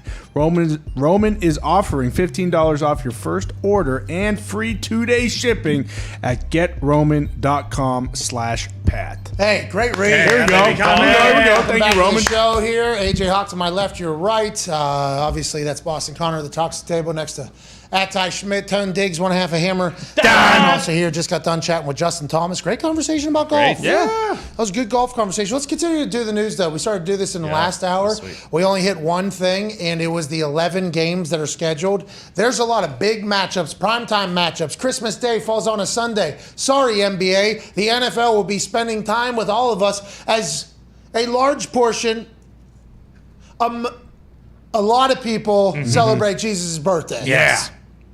I don't know what the proper number is. I didn't want to label it. A lot of people. A lot of people. So Yeah. even people that don't even Still celebrating. celebrate that entire thing. Correct. The NFL is now Christmas Day. Thanksgiving Day's got big games. We did that. Now it's time to continue doing the news. Ross Dellinger, who was on this show just 1 week ago, has breaking news. Says the NCAA Board of Directors adopted NIL guidelines that clarify existing bylaws prohibiting boosters from recruiting. Sources tell Sports Illustrated Now.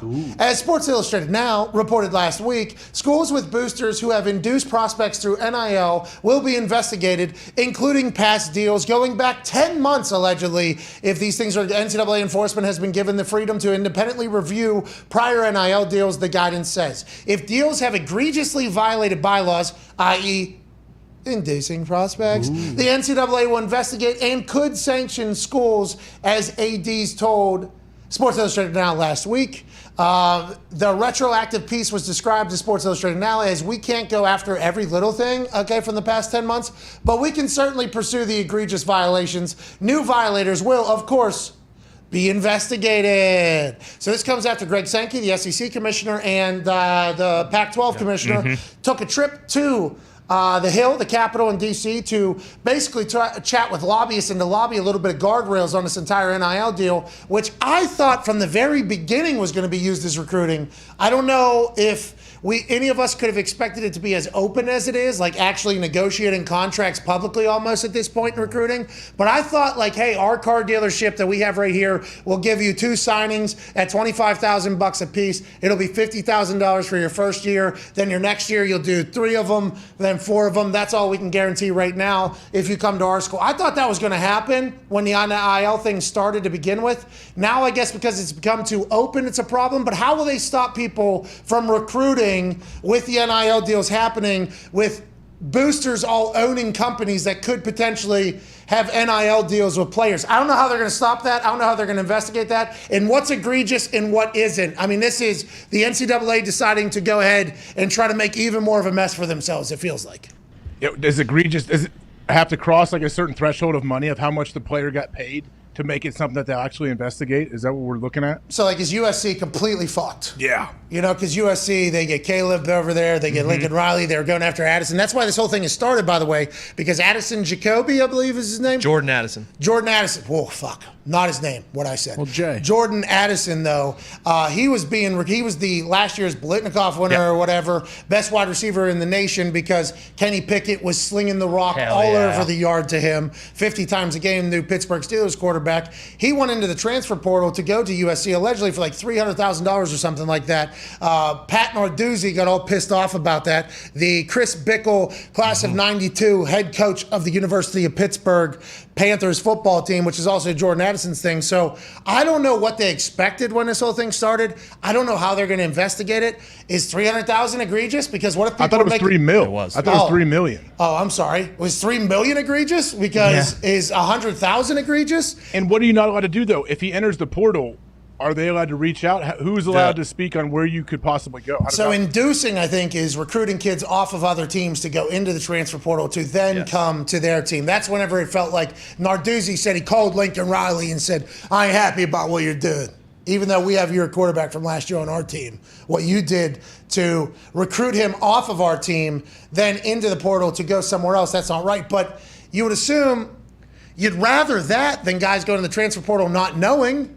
Because then whenever guys go to the transfer portal, there's like, 1,500 guys or 2,000 guys, however many it is, and there's not enough schools or scholarships. I don't know how you fix it. You know, I don't know how they need guardrails of some sort. I think it's a wild, wild west right now. Nobody's really protecting these student human athletes right now, even though they're getting a bunch of money. Where's that money going? How's it being negotiated? How's it all going? There has to be some sort of guardrails.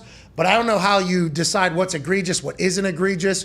Who are you going to turn your head for? That's okay. Who's not okay? What if you learn about the situation and like his family's been through a lot and they're offering him this amount of money? Is that egregious? They change their entire life. What's egregious? You know, like I don't. Couldn't everybody just say though, that's what we're seeing? Good players on teams getting recruited away, going to usually maybe a little bigger school or somewhere that can offer them a lot of money, but. What can't the player just say? Hey, I had no idea. I wanted to get into the portal because whatever. I don't like my position coach. Couldn't they just say that if there's nothing in writing, nothing tying them to some initial booster? I would assume everybody would have to lie under oath to the NCAA or whatever. That's what they would have to do. If that you don't think they're going to do that? No, certainly 1,000%. I think. I think everybody there is going to do it. I think everybody is just going to be like, no, we didn't do that because they can say they just need to know hey, what's illegal, what's not. Like, what can we do? What can we not do? I guess that's what they're trying to come up with right now. And I think the most, I'm not going to say hypocritical. Don't say it. Okay. Because I met Greg. at the national championship. That's right. Mm-hmm. Say football. Thanked him for saving football. Thank you, Greg. Thank you for saving football. Because remember, there was a tide turning that the Big Ten. Buckeyes. Hey, we don't forget. We were one of the first ones saying, "Hey, this is bullshit. We don't wanna forget. play." Kevin Warren. General Bob Carpenter led a fight here in the Midwest. I understand that He that did. happened. Thank you, but Bob. Greg Sankey was basically the only guy, the only commissioner that said, "Nah, we're playing." Like, hey, there's not even a thought of us not. We are playing in the SEC. It is different down here. So he was very much stood by that. Was very firm in that the entire time. And I think that allowed other people to say, okay, we can play as well. So we thanked him for his service whenever we met him at the national championship. He was well dressed. It was a good handshake. He acted as if he knew we existed.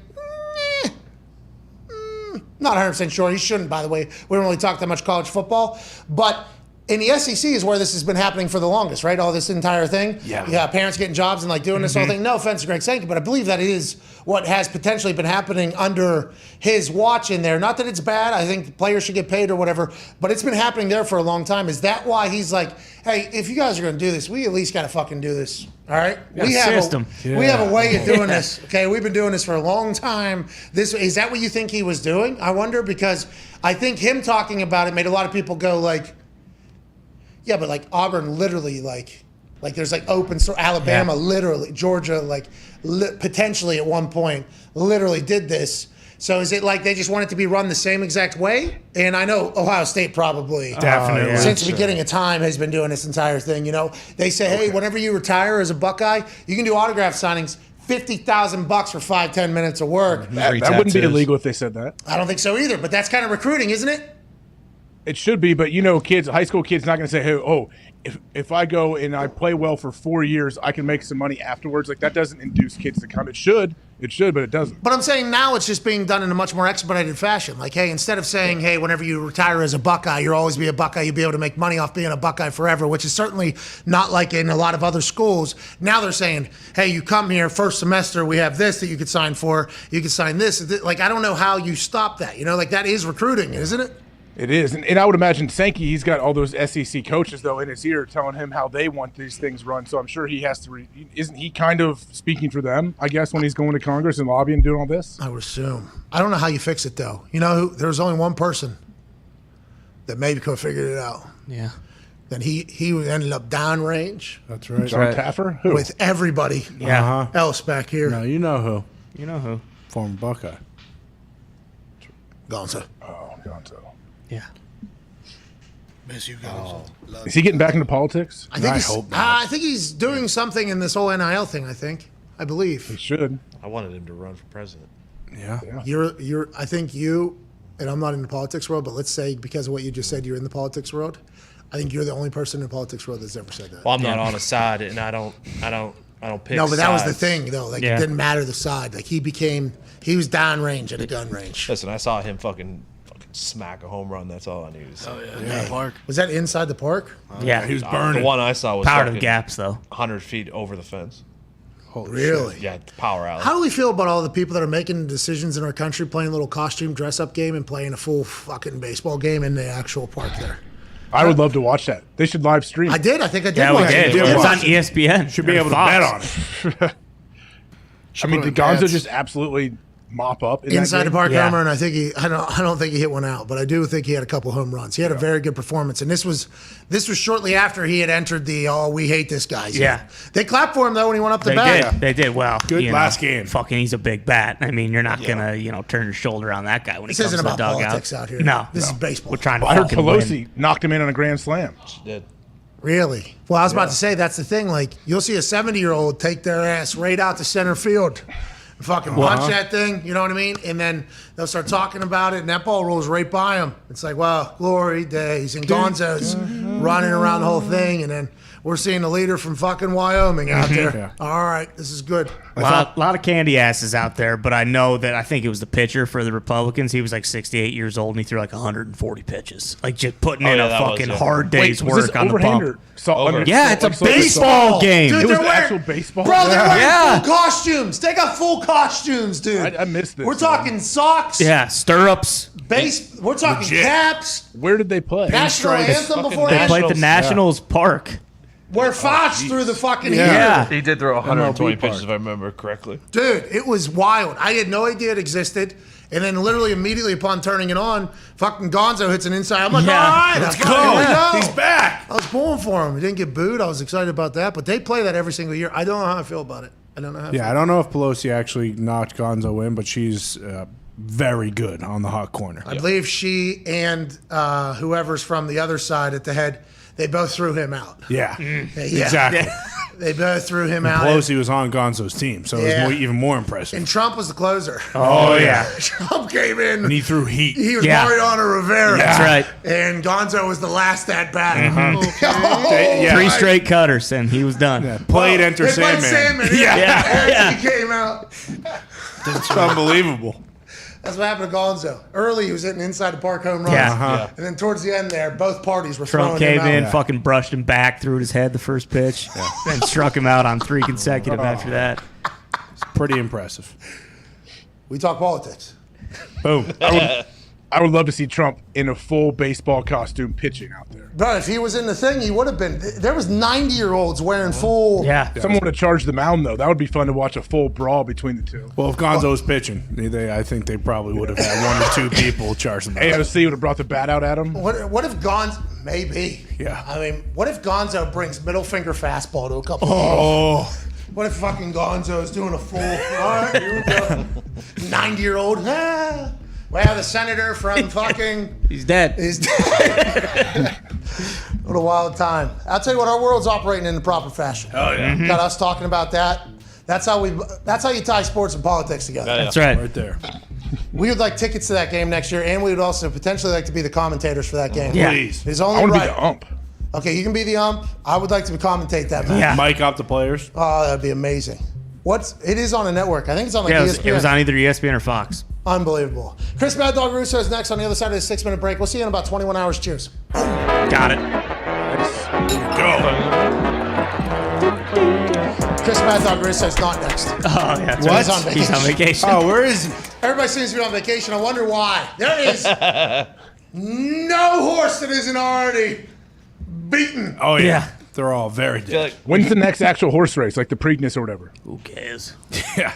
I want to know when the Breeders' Cup is. That's the fucking Super Bowl. That's in the fall, The I think. Kentucky Derby is college football national championship. Yes. Breeders' Cup is the Super Bowl. We need to start talking more about the It's Breeders' not, though. Preakness is in 20 That's days. what he said. That's what TVG Mike said. I mean, it is, but why does the Derby have all of this? Like, why do people care about the Derby? So We don't know. We're starting to wonder that. We just learned this, and we are wondering the same thing. Because It's the Breeders' Cup is during football season. Well, and the Kentucky Derby's kind of like the Rose Bowl. It's like, oh, this is very historical. Pageant. Yes. You know what I mean? Pageantry. Pageantry. You know the Rose Bowl, AJ? You know the Rose Bowl, right? Yeah, I never played in it, but I know what it is. Yeah. Oh, man. How come? I don't know. That was like Ohio State's bowl game there for like... Yeah. He should have said because I played in a national championship. That's what would have been good. No big deal. But that could have been a national championship back in the day. I thought the one. That's the how they Miami literally... one. That's how they used to do it. They used to just pass that shit around the BCS things. That was wild times. I was out in Tempe by the Fiesta Coyotes Bowl. new arena. Oh, yeah. Which, by the way, definitely going to happen.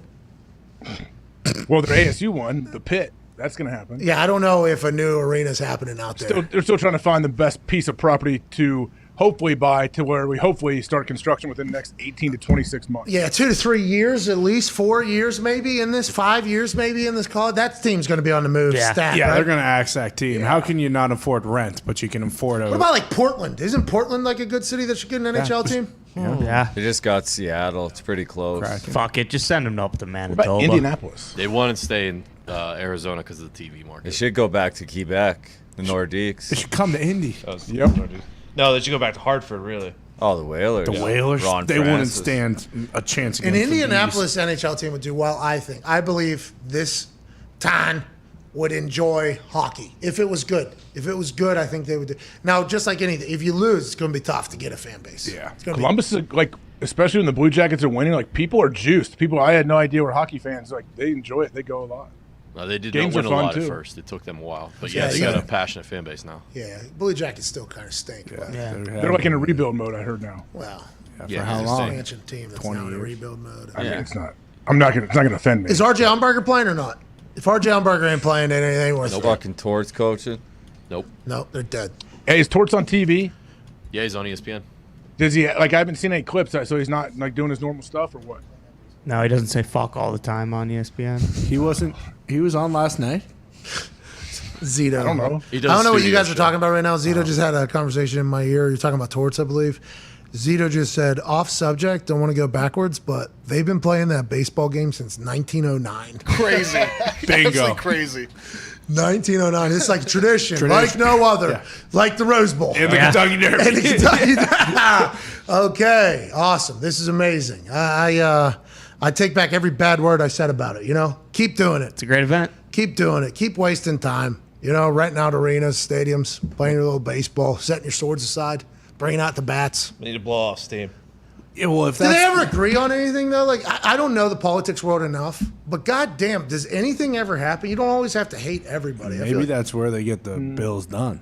But if they're trying to blow off steam, let's fucking. what was that, AJ? AJ, that was to everybody doesn't have to hate everybody? That's a lot of toxicity. I think it's hard. It's once people choose sides, if you do anything that's not 100% on board with your side, aren't you hated if you go against it? Well, Gonzo. Yeah, I was going to say. That's what I'm saying. Like history shows. Political suicide then.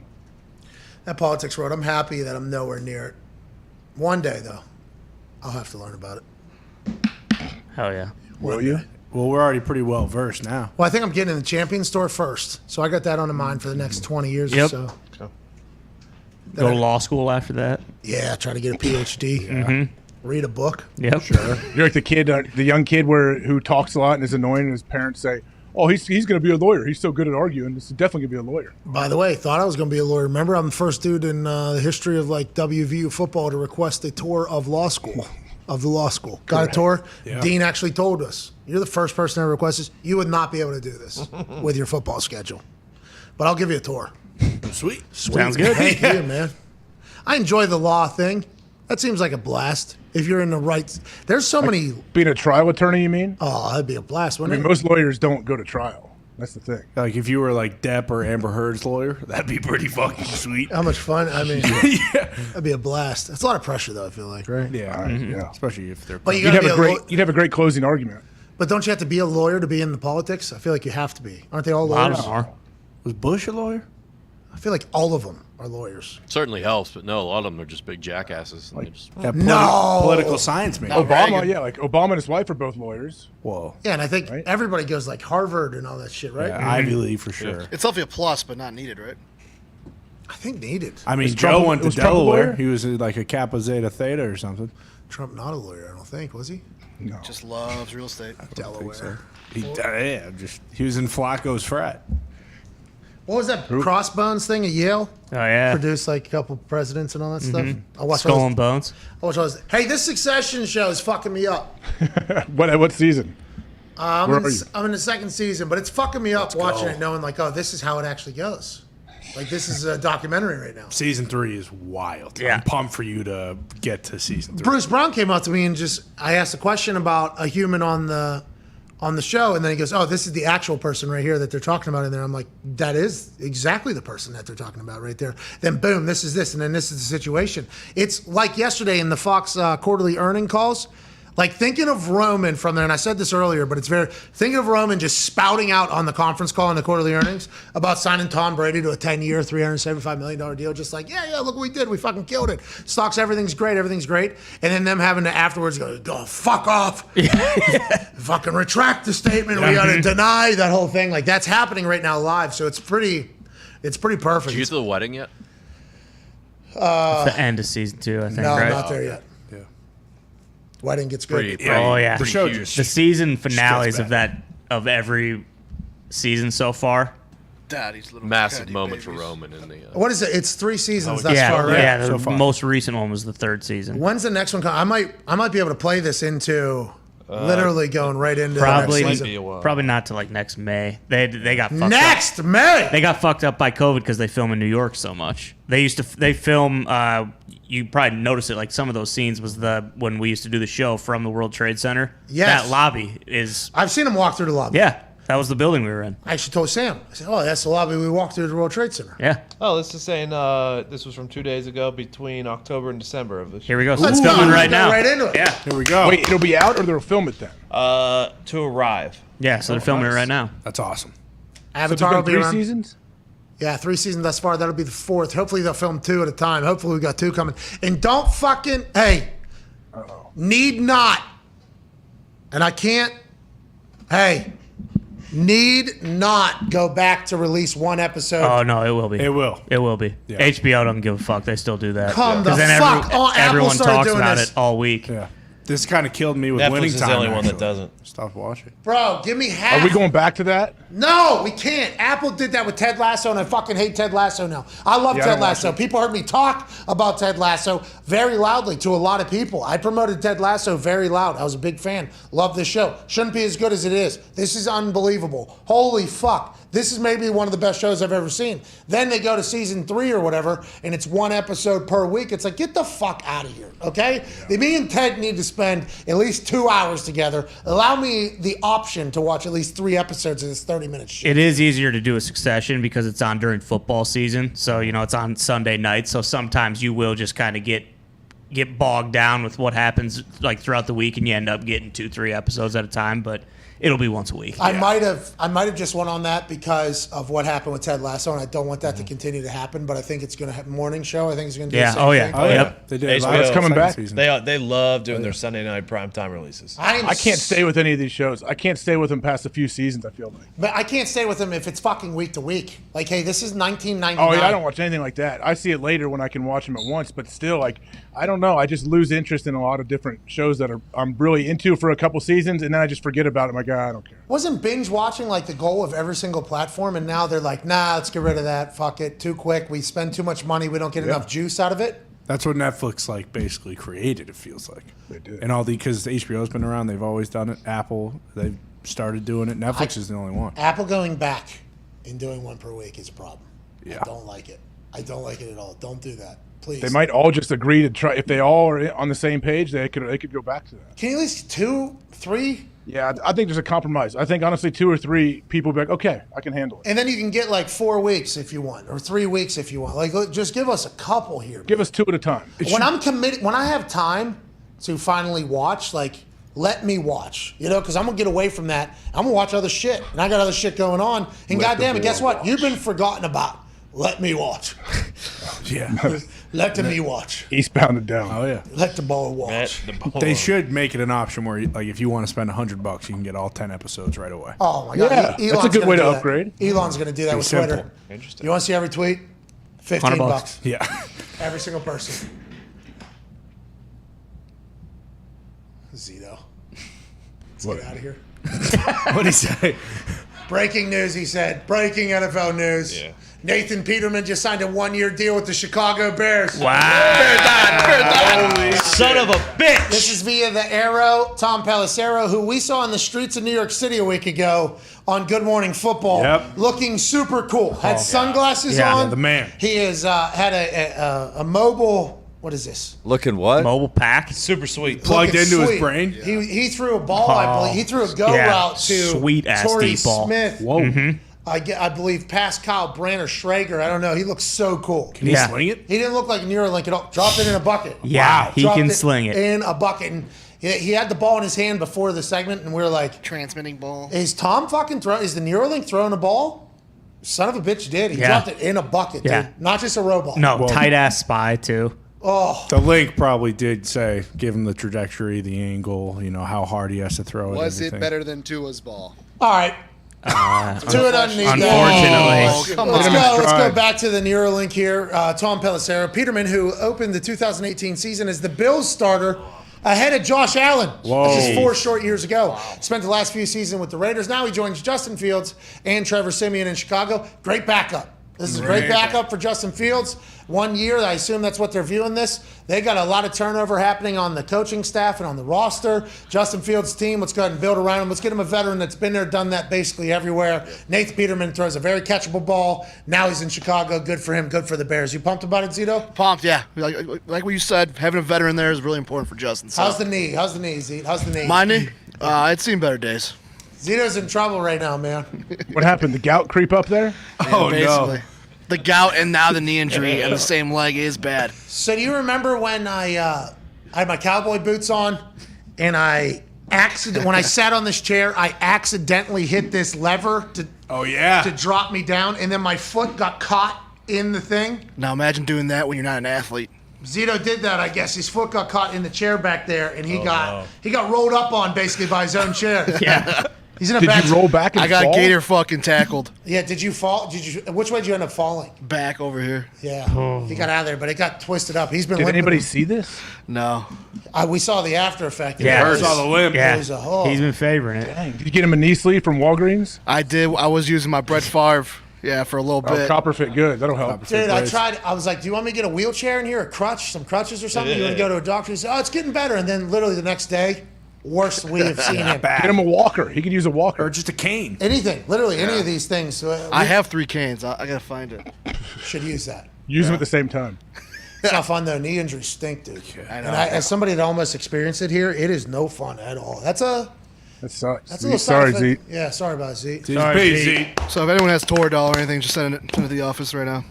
Yeah, you're gonna need a couple of those. I think with the limp I've been seeing, it seems like it's a couple weeks. Yeah, it's gonna be tough. Connor went through a little knee injury. Yeah, not fun. Had a little couple week run there where he could barely move.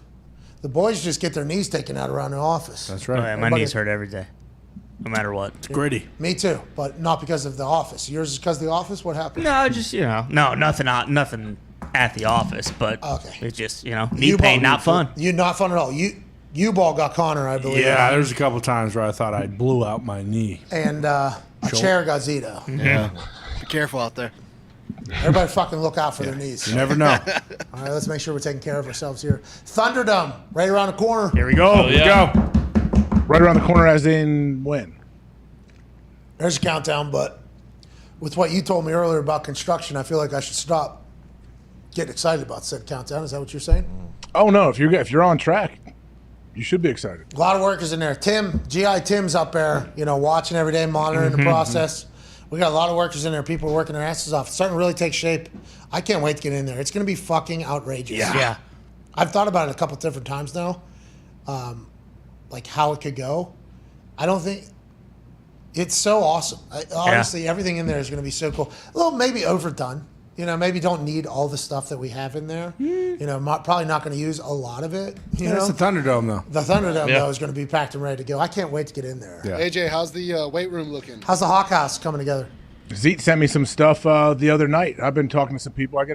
You gotta let me know. I need some pictures of the inside of the room. We gave you You're blueprints. doing We're it. pictures. Let you know. Stop delaying, dude. Stop delaying. I'm not delaying. I am not delaying. You are. You're just. This is like in the Inside Man. Whenever sent a message out to Denzel and said, "I need 4 choppers. I need 2 pizzas. I need this." And Denzel, this guy's just delaying right now. This guy's just delaying right now. Stop delaying. Okay. We give you the fucking blueprints. The room is however you want it to be. Come on. However you want it to be. It's going to get a lot of use. The Hawk House. Yeah. Yeah. Hell yeah. Getting yoked. Yeah.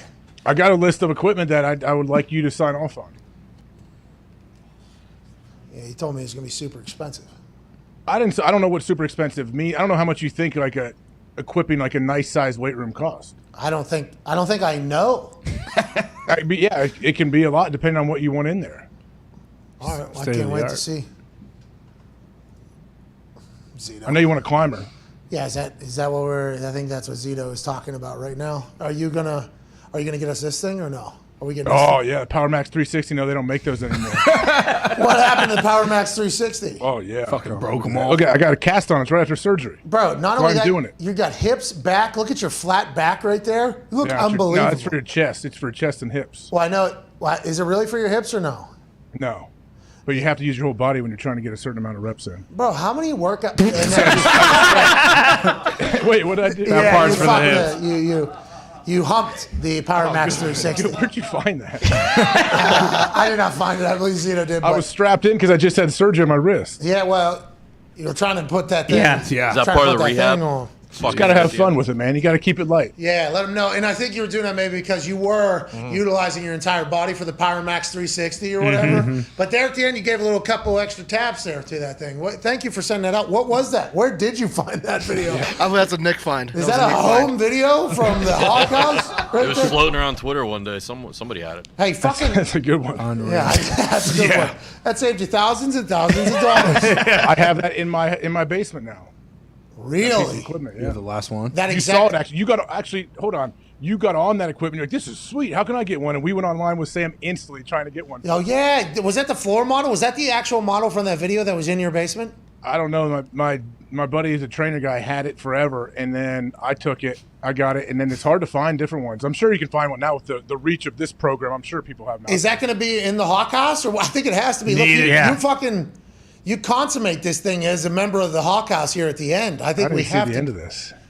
Well, Who put this out? Who filmed it? Well, that's a great question. I mean, You looked right at him. Look at your hair. Look at your hair. Hey.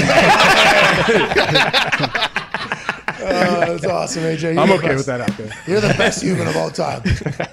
Oh my God, the Power Max 360 getting. I think as I just saw it, he realized he was filming me probably. So I'm like, here, you can't Give use him a this, show. but I'm gonna hump the machine. Yeah, give him a show. Smart. Where was that? That was at a D1? Yeah. Jim? Do you own those? You were a part owner of those? I remember a lot of guys were part owners of those. Me and Braves and Bob were part of one in Columbus. It's not here anymore. We haven't been. Oh no. Oh no! Did you guys sell your shares or get run out of town? No, the building it's sold. Yeah. Made a nice little profit. I was not a day-to-day person involved in anything. No. No.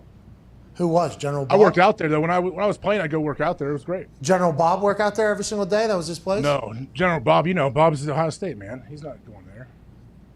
What? He works out at the Ohio State gym?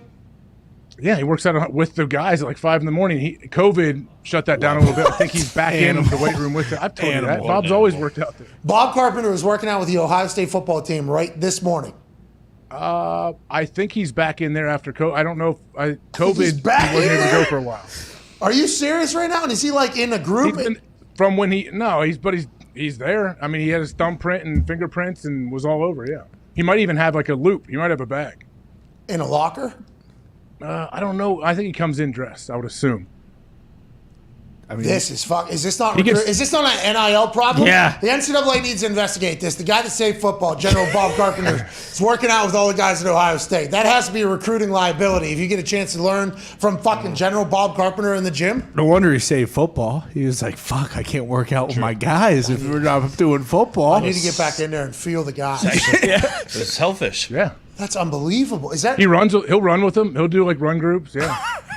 Is he trying to get back in the league right now, or is this just for life? He just loves it. No, he loves going out and running like gassers and dominating kids at 38 years old. And, like that's Bob. So Ryan Day, right, has to have this conversation with Bob after the keys are kind of handed over from Urban Meyer. Bob's like, hey, me and Urban had a thing where I was able to work out every single morning with every single one of your lift groups and run with them, and it's kind of my thing. Can I still do that? And he had to give him the yes, no problem, and then he just has an open door policy to get in there every single morning. I assume. I don't know if he's in there as much anymore, but yeah, I mean, for 20 years solid, he was doing that. Still has a student ID. That's fucking remarkable. He has a student ID. No, he's a professor. He's a professor ID. Oh yeah, yeah. He actually might because he's teaching, so he probably does have a Buck ID. This is not normal, right? Like I'm acting as if this isn't normal, but maybe I'm not. This is not a normal. Like this doesn't happen on a regular basis. You mean there was when I was playing there's a couple guys that would come in and work out very consistently that had played there. Really? Yeah. That's awesome, I guess. Alumni strong. I think Bob was the longest, like the most tenured guy for sure to do that. Getting a trophy coming up. Bob will get treatment. He'll get STEM. He'll get treatment in the training. I love this. Yes. Yeah. For real. Why not? Hero. Buckeye for life. Zeno, we got to get you in. We got to get you in one of these local gyms so we can get you in some treatment on that knee. That's unbelievable. He's getting state-of-the-art treatment on his body as a full-grown adult right now. And he's doing extra workouts in his home gym, just doing pull-ups. This guy's the fucking best. Legend. And he's a blogger, and he has a morning show, right, every day? 6 to 9 every morning. So he is the authority on Ohio State information around Columbus. This guy's working out with the fucking team this morning. He just goes right into the radio, and he's like, boys are buzzing this morning. Tell you what. I couldn't keep up with the motherfucker. Hey, CJ Stroud, guy was faster than me this morning. Looks good. Is that what's going on? Is that why Bob's show is so goddamn big, or just because he's electrifying? I mean, if you want to know anything about anyone on Ohio State's roster, Bob has seen everybody up close and personal. But I think he used to be 10 to noon or 10 to 1. He switched to 6 to 9. I don't know how long ago. I think that kind of changed he works out now at home before he goes into the radio at 6. I don't know if he can get into the facility at the Woody We Hayes need to get Bob back in the gym. Yeah. What are the Buckeyes if they're not having Bob in there? That's every probably why morning? they lost to Michigan this year. Bingo. Yeah. You're right. Hey, we did. Hey, one time we showed up. I don't know if this was Braves pool. Someone had like this pool event where you play pool and you're on a team and all this stuff. So a bunch of players, we all showed up. Outdoor patio thing. This is probably 3 or 4 years ago. Bob wasn't playing. I was done playing. And I showed up with my wife, saw Bob's wife. Oh, hey, what's going on? Where's Bob at? She goes, oh, he was in the 5 o'clock run group, so he'll be here in a little bit. And I was like, 5 o'clock run group for, what do you mean?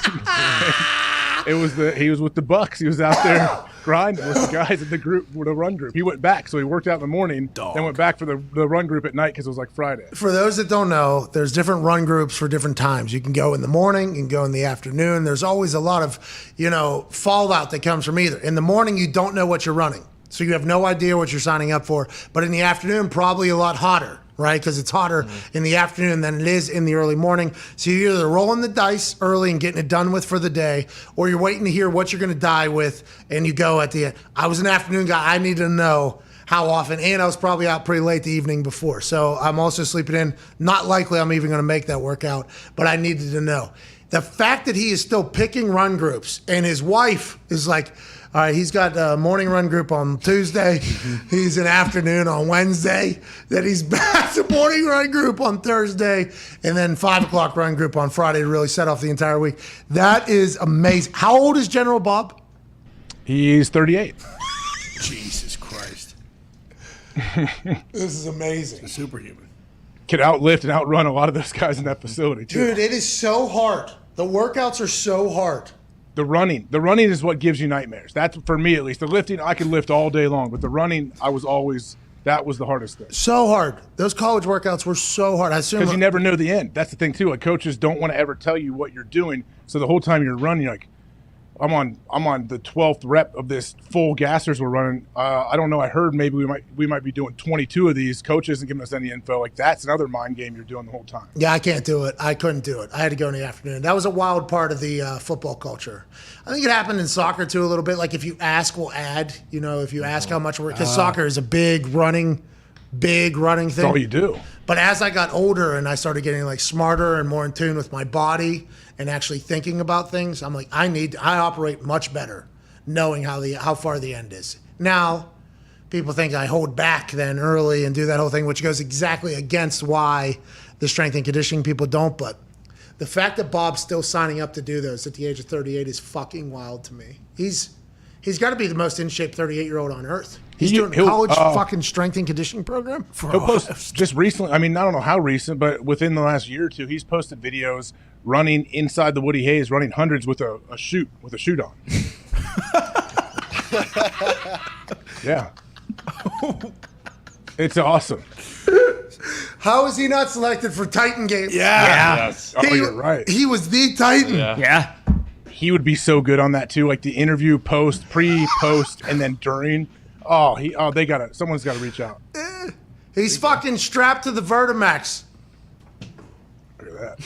Damn. Those knees feel good. He's getting up. That's at the Ohio State. That's Is the this Ohio live State gym? footage? Yeah, is that a live stream? I said it was from 2013, that one, but that's still. What's the new gym look like? Can we look at the new gym? We don't have to have Bobby Carpenter in it. I would just like to see where Bobby Carpenter goes every single I cannot believe this. This is mind-blowing to me. I did not know this happened ever. Oh. This is him as an adult, or is he still in the league at this point? Oh, he's 2013. What year was this? 2013. He's in the league, right? No, he was done by then, I think. Early 30s. Oh, is he a strength He just coach? got done. Is he strength coach for the Buckeyes ever? No. Strength liaison. He's had his radio show's been big here for years. I don't know how long, but man. I fucking love this Wow, guy. look at that form. It's good work. Some good work there. Holy shit. All the little muscles that are being worked, you guys don't even understand. General Bob's still keeping them tight just in case fucking something pops off in a regular everyday life of a retired football player. He is fucking ready to go right now if he had to. Does he strap up ever? And play? What do you mean, in practice? Yeah.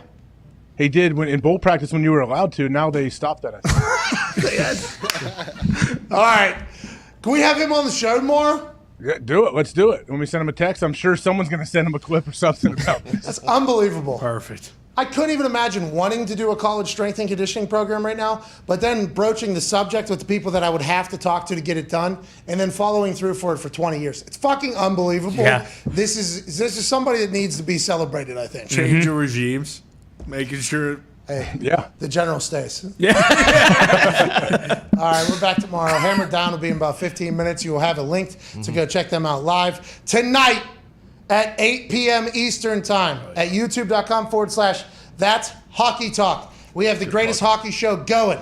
Any guests tonight other than Nicky Moraldo, Gumpy Skates, and Stanley Cup champion Mike Rupper? No, just the lads. We doing a little live watch along for the potential Penguins elimination of the New York Rangers. Ooh. That could get intense if we're losing. I'll hop in there and yell, give the boys a motivational speech. Fucking Rupper thought we were losing the series, didn't he? Yeah, he did. I'd like to watch live as he has to eat his words. Hell yeah. Fucking Rupper. Who's your team? Abs. How convenient. Yeah. Good squad. Right? Great squad. Good squad. Is his kin on that team? Yeah, his kin is on that team. God damn. Their goaltending will get them in the end. They don't have a good enough goalie. They swept the fucking Minnesota Wild. Maths goalie. Preds were decimated coming in. What about Roman Yossi? Is Carrie Underwood's husband still there? Mike Comrie? They might be playing Ham's Big Dick Blues in the second round. That could be trouble for the lunch. Blues are a big team. Nobody wants to see the big teams in the playoffs. Tarasenko? No, Tarasenko's got dangles. He's a ball player. Yeah, he is. We saw a lot of Tarasenko jerseys whenever we were at As you should. at that one brunch in St. Louis. Oh. So many. With the DJ booth. Wheelhouse? Wheelhouse. Oh, that place. We've been invited by the Wheelhouse folks numerous times to come back. I want to let you know we will. Yeah. We love the Wheelhouse. That place is fucking awesome. We will be back. See you there. Recommend Wheelhouse Brunch in St. Louis. Yeah. That's the brunch / club, right? Yeah, but the B's and G's were delicious. Oh, So yeah. good. So, you know what I mean? I've tell never me. wanted 20 beers more in my life. What? We had work to do. Take your dad. Sound more like your father every day. I will. Mr. Fox, absolute booze bag. Legend. Created a hell of an editor, though, and a good guy. My boy Foxy. Mr. Fox. Thank you, Mr. Fox. Thank you, Mr. Fox. Your liver saying thanks as well. beer It's been time. hell of a run. Yeah, he probably just cracked one open. 326. Oh, yeah. Hell yeah. 8 hours too late. It's Bush Bavarian. Yeah, hour and a half ago. Oh, Had he's a baby. Let's go. You deserve it. 20 deep already. That guy deserves it. Yeah. Keep He drinking. actually does. All right, we're out of here. Hammer Down's next. That's Hockey Talk tonight. Can't thank you all enough for joining us. We'll do a giveaway tomorrow. Here we go. Let's think of a cool giveaway for tomorrow, AJ. When General Bob Carpenter's on, we'll give away a workout with the Buckeyes football team. Boom. Does he? 2 tickets to Michigan, Ohio State. If you wanted to do this, could you do this? Is that just What do you mean? open door policy at Ohio State? Any ex-player that had any sort of success post-playing for us, you can come back and work out with the boys anytime you want? That feels like a pretty good idea, actually. Yeah, they're always whoever's been the head coach has always been real open. They want ex-players to come back for sure. That's like Miami, right? All those guys used to go work out in Miami. Yeah. In the summers and the off season. Yeah, Galloway would always come work out. Braves, all those guys. Like it's fun when they would come back. West Virginia needs to do something. Yeah, come on, Neil. You need to get back and work out there. Not me. No. They need a shit can, Neil Bryan. Whoa! Graham, the head coach. I'm sorry. What is that all about? I mean, it's just West Virginia football should not be going fucking 6-6 ever. They need the shit can, Neil Brown. Hey, no offense to the guy, but He's probably a good guy. Good guy. He was on the show, right? He's come on the show. yeah, he One was. of He's the a best hayseed. coaches Go under coach in the 40. fucking Sun Belt. He was number 8, I believe. He was number 8 on the list, which there wasn't a lot of guys on the list because coaching seems to be an old person's game because they got all the crew and everything. But nonetheless, Pat White, retire 5 immediately. Have him around. That'd be great news. I guess he posted a photo of him with a Dolphins long sleeve on. Really? I think he's potentially doing a coaching stint with the Dolphins right now. Okay. I think. Bringing all the lads back. I'm not. Do they do that? Like coaching internships? Yeah, I think that's happening right now. I don't know if I'm supposed to break that news or not, and I don't know if it's 100% official. But I think he is back around there, and he was coaching the last couple of years. I think he's going to be a very good coach. He's kind of found that in him. Retire 5 at West Virginia, and you know what? If he wants to come work out, and if he's coaching, by the way, why is he not coaching at West Virginia? Hire him. Like he's Pat White, built that stadium you guys are in right now, and that workout facility you guys have that he should be allowed to work out 5 a.m. if he wants to. Yeah. That's an interesting thing. I've completely changed my entire opinion on this. I thought it was very weird that General Bob was doing this, like almost hilarious. This is a very smart move to carry on the tradition. Hey, this is what Ohio State is. Hey, this is what West Virginia. We should do that over West Virginia a little bit. Yeah, make guys want to come back and be around the program. Do a lot of guys still live in Morgantown? No. I don't think so. They'll fly Feels like a in. dangerous Fly in for a workout. Pac-Man and Slim used to come back for workouts in the summer. Those were a good time. Maybe Gino. Those too. weekends were always a great time. Those weekends were quite a whirlwind whenever old Pac and Slim would come back. That was a great time. Where are we going? Holy shit. What time is it? This is awesome. You guys are the best. Yeah. You guys coming back next week? Probably a month from now. All right, cool. Sounds good. See you guys. I'm going to go to sleep, I guess, for probably 2 days. Jesus. Well, those are good times. But, that's why Ohio State's Ohio State, by the way. That relationship, that type of mentorship, that building. Let's get General Bob on tomorrow to talk about it. We're back. We'll see you. You all are the best people on earth. Big giveaway tomorrow. Somebody think of it. Yeah, already on it. That's Hockey Talk tonight. Let's have a good one. Watch along. Here we go, boys. Come on, Pens. See you all tomorrow. Bye.